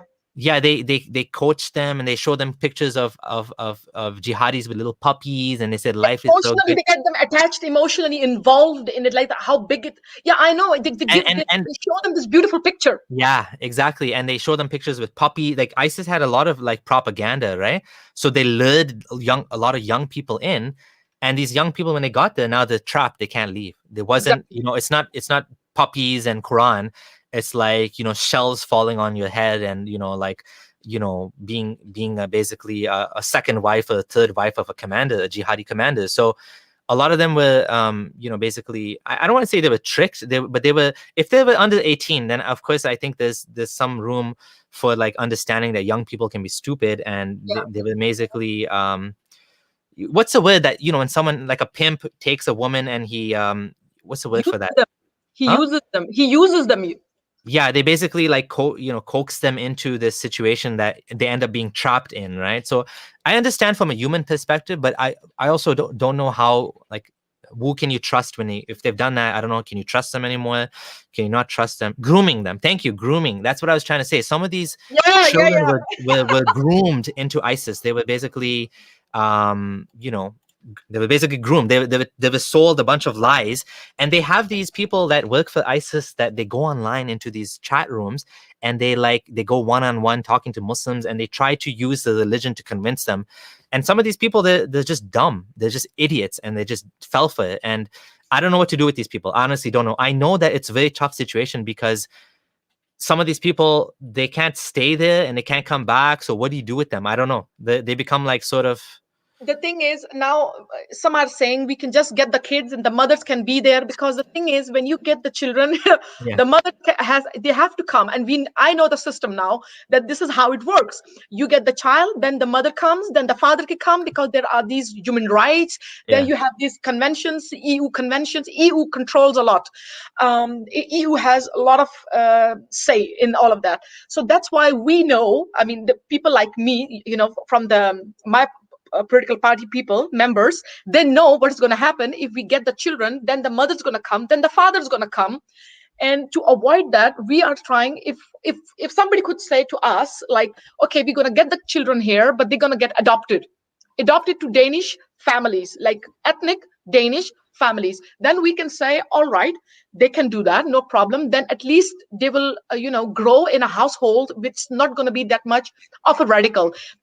Or so tough, you can say, that they're gonna be, because we don't know how much they are brainwashed in that state at that moment, because we have children with guns in their head, with those bands on their head, and they're saying in videos that kafir should be killed. You're a kafir.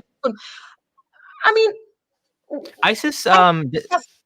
Yeah, I don't know if ISIS wear those bands. Do they wear bands too? Or is that Hizbut Tahrir, Hizbullah? I saw those black bands saying La ilaha illallah, the whole. So when you say they should be adopted by ethnic Danishes, do you mean like white families? Yeah. Well, but would it not be okay to put them in, like, if they're Muslim and they wanted to be in a Muslim family, would you have a problem with that? The thing is to remove the radical thought that they might have in them. So, but Muslim families that are not Muslim families in Norway are not necessarily radicalized. I mean, I'm not saying that Muslims in general they are radical. I'm not saying that, but it is. You're saying there's a risk of them being radicalized if they're with a Muslim family?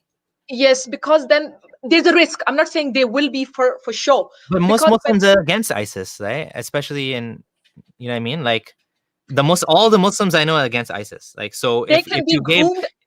if you had an ISIS kid that joined, you know, and became, like, I know, for example, one of the guys, his name is Mubin Sheikh. He's a Sufi Muslim, and he works for the Canadian government, and he works in de-radicalizing Muslims. So he's actually part of the government. I mean, technically, he's hired by the government to de-radicalize. And he was involved in arresting there was a bunch of kids that wanted to like blow up the parliament or something like that. This was many, many years ago. And he was involved in helping to get those people arrested, and also in de-radicalizing others that came to him and wanted to do jihad and stuff like that. So I don't know if it's fair to say that they should be with a white family if they want to be. I don't know if that sounds a little bit like biased to me. There's a risk, Abdullah. If, let's say, they stay with a very good Muslim family, broad-minded, secular thinking, everything perfect, okay. But you know, the ones who are a little bit more into Islam, the deep ones like Hizbut Tahrir or maybe some, I'm not saying it's going to happen like that. I'm saying it's a risk. But even Hizbut Tahrir hates ISIS. What? Even Hizbut Tahrir hates ISIS. We don't know for sure, because you have to remember that Hizbut Tahrir are not secular. They want Khalifa. They're not, yeah. Whether it's a mild version or a higher one. Yeah. But the thing is, there was... Do you hear the echo? I'll mute my mic. I don't hear echo now. Okay. The thing is, that there was this guy, a very vulnerable, I think he had a case going on. He was a vulnerable guy. He had gone through a lot of problems, a Muslim, and I think he went to jail. He didn't get the proper help and everything, and then somebody, I think, brainwashed him, said something to him. He actually shot somebody at the synagogue, the Jewish synagogue. He killed somebody. So I'm just saying that it's not about that you put somebody in a secular Muslim home. Sure, you can do that, but when the extremists, extremists meaning those who are very much into Islam, when they find out where the kids are, they're going to wait for the right moment, and maybe they're going to groom them when the time comes. They're going to remind them who they are, where they come from, and so forth. If you surround yourself with those kind of people, so it depends. If that's why I'm saying that, just to be able to make them think differently, it is good to maybe, while they are young, send them to Danish families, ethnic Danish families. To me, that sounds wrong, because you're assuming that Muslim families would radicalize them. No, not the families, the surroundings. That's the difference. I'm saying the surroundings. Innocently can happen. Okay, so we need to look at the data here, and this is why, again, I would recommend the book The Way of Strangers. Most people that join ISIS, they don't join ISIS because of the mosque. There's data to show this. The reason why they join ISIS is because someone from ISIS usually either gets them online, or they, the coming back to the community, like you said, and then the creating a group of people to go there. The mosques, especially in Denmark, they're not going to be like pro-ISIS. The Muslims in Denmark, they're going to be like trying to help in some way. In some way, to me, I have a problem with saying that they have to go to a non-Muslim or a white family, because you're assuming that the Muslims in Denmark are different than the non-Muslims, and I thought we want to treat everybody the same. Like, everybody's in this together, right? And so why would there be any more risk of radicalization for them being in a Muslim family if that Muslim family is Danish? The Danes, like anyone else, they should be treated as equal. So if it's the same thing with saying that you shouldn't allow Muslims to adopt kids because they might radicalize the kids, like, isn't that the same issue? Like, if you're going for an adoption, why shouldn't a Muslim have the same right? And this is just like an adoption, right? So why would you exclude Muslims because they were radicalized in the past, the kids? No. It's like when you have an imam in Denmark who talks about that, I hope ISIS wins, then you have a problem. Yeah, but you're not going to give the kids to a family like that. Obviously, there's going to be some sort of filtering process, right? These are going to be the people that get adopted are going to be exemplar. Listen, if I want to get a dog, I'm trying to find a dog now. Unfortunately, my cat had an accident and died. Oh. I have to freaking fill out. I'm being interrogated by the breeders just to get a dog. They're asking me, will you let the dog out? What's your family like? What are your kids like? Do you guys have ever had pets? They're asking me 1,000 questions for a dog. If you want to adopt a human being, the process is already very stringent. So why would we say Muslims are excluded from the process? I don't think that's fair. No. I didn't say, or neither I'm going to say ever, that it's not about that the Muslim families, there is something wrong with Yeah, them. It is the people around them that they can be a risk, that innocently. For example, you have, families living in Denmark, very good people, they good mother and father and everything, but some of their children, sons, they become gang members yeah, because they hang with some people, some boys that also are gang members or are related, so they get fascinated and they turn into the same environment. That's yeah. what I'm saying, that the Oh, risk is there. You see, I'm not saying that the family is going to do something. No. They can have an education, they can do everything, but small mistake, yeah. they can But ruin then them. shouldn't we not give any adoptions to Italians because they might join the mafia too? We're talking about Denmark. I'm just saying, We're like, talking about Denmark and the risk. if you're gonna assume that because they're in a Muslim family, they're gonna be radicalized, that's like assuming if the Italian they're gonna join the mafia or something. Like, it doesn't make it. There's no connection there. I mean, I get in theory that yeah, Muslim family could be radicalized because Muslims are the ones joining ISIS, but you can't just assume that about a Muslim family just because they're Muslim. Not the Muslim family. I It know is. the outside the connections or whatever, the mosque or That's the problem. That's the risk. but That's it the could be the risk. opposite. Maybe the Muslim family would be better, able to help that child. So we also want to look at the rights of the child. Again, I don't like Islam.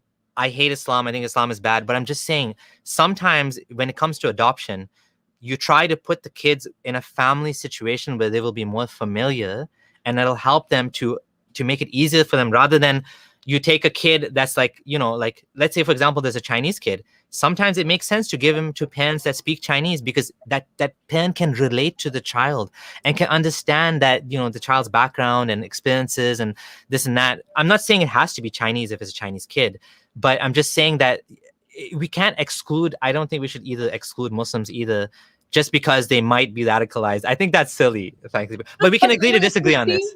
yeah, but if you see, when you see the news going on, when you see the interviews, when you see kids with guns and everything, then you do not know what to expect. And especially Yeah. they are young, they are vulnerable. And I do believe, like you said, that it is so sad that it's the kids that it's going all over. I mean, they are the innocent ones.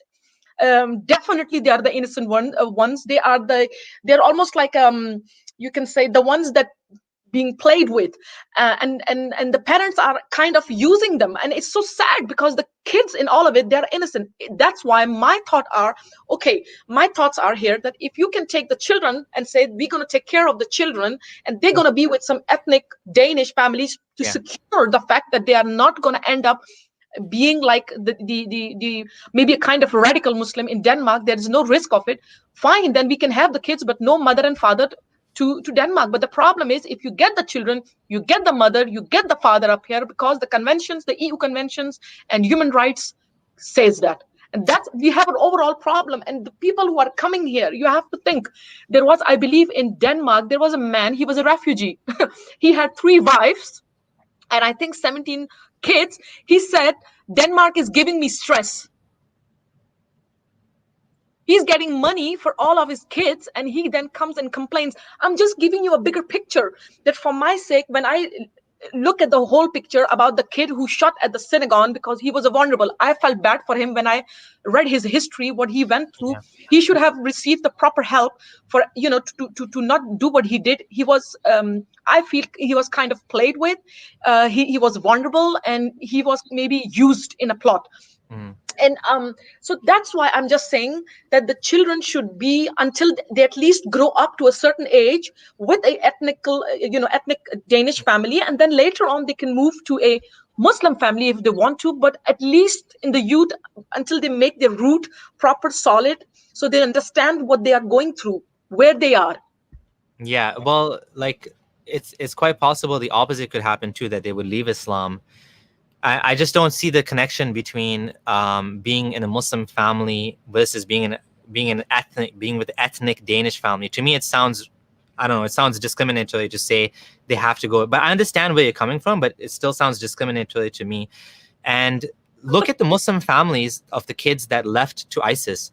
They were crying, they were sad. The parents were just devastated because the groomers were able to, Yeah. via online chats or whatever, were able to convince the kids to hide it from their parents, to not tell the parents that they're joining ISIS or whatever. It's basically, there's going to be crazy people like this person that's complaining about having, child support benefits and saying, Denmark gives me stress. There's going to be crazy people like that. But don't forget about the normal Muslim people that are actually good citizens of a society. And I don't see how we can discriminate and say that they should not be allowed to adopt children. I don't even know if they would want children that are coming back from ISIS.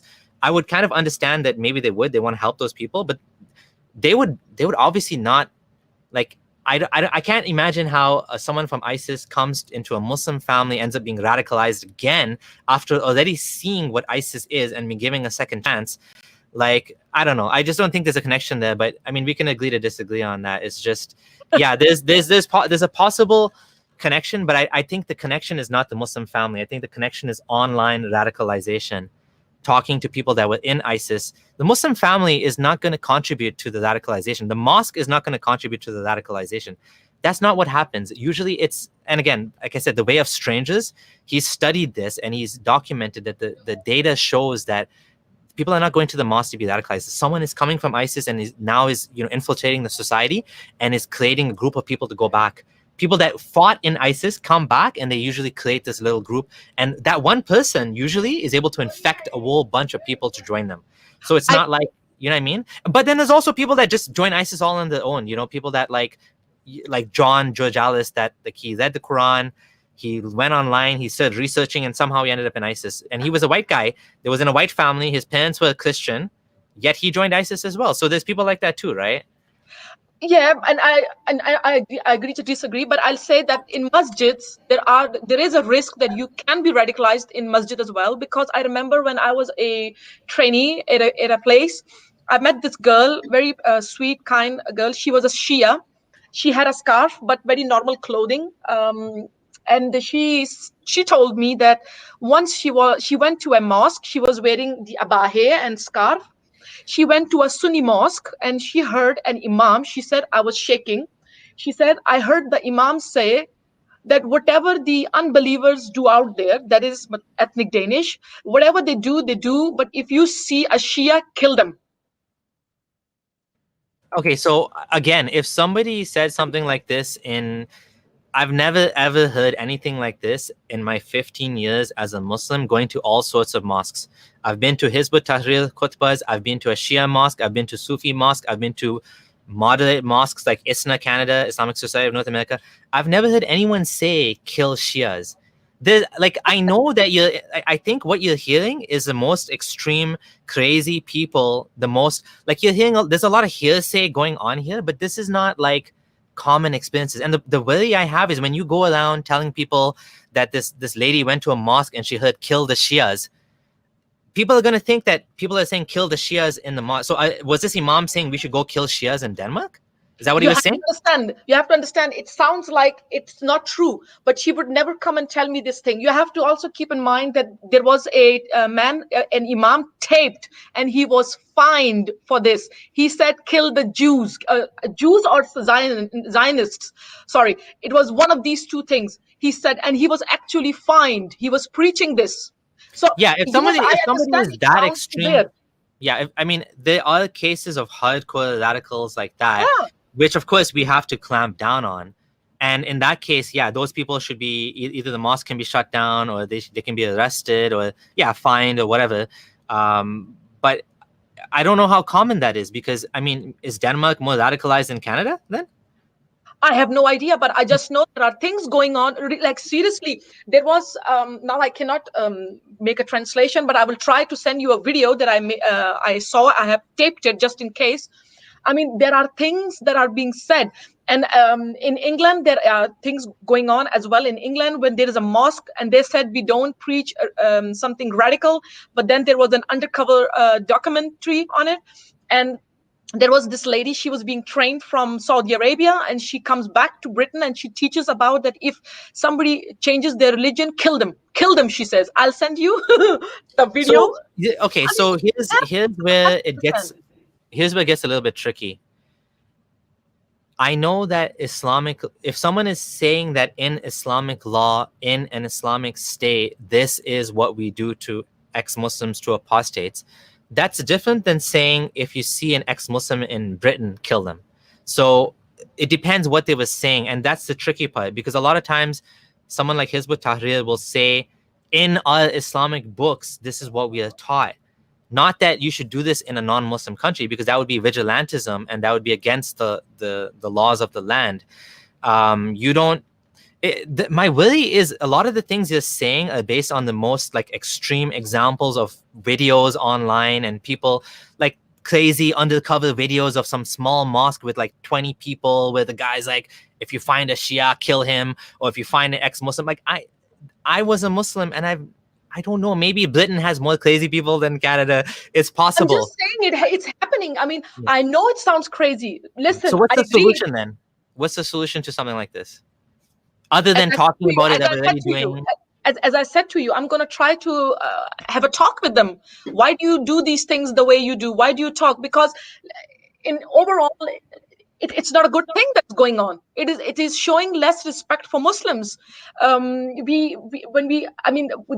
they are saying that people don't respect the Muslims, but why don't they respect the Muslims? Because of their behavior that is going on, and from the Hizbut Tahrir that is going on. And then we have the moderate, the good Muslims out there. I mean, I'm not saying people are bad or something. Don't take me wrong, but we have the moderate, the liberal Muslims. You know, like you said, they're working, they're good people, and so forth and so forth.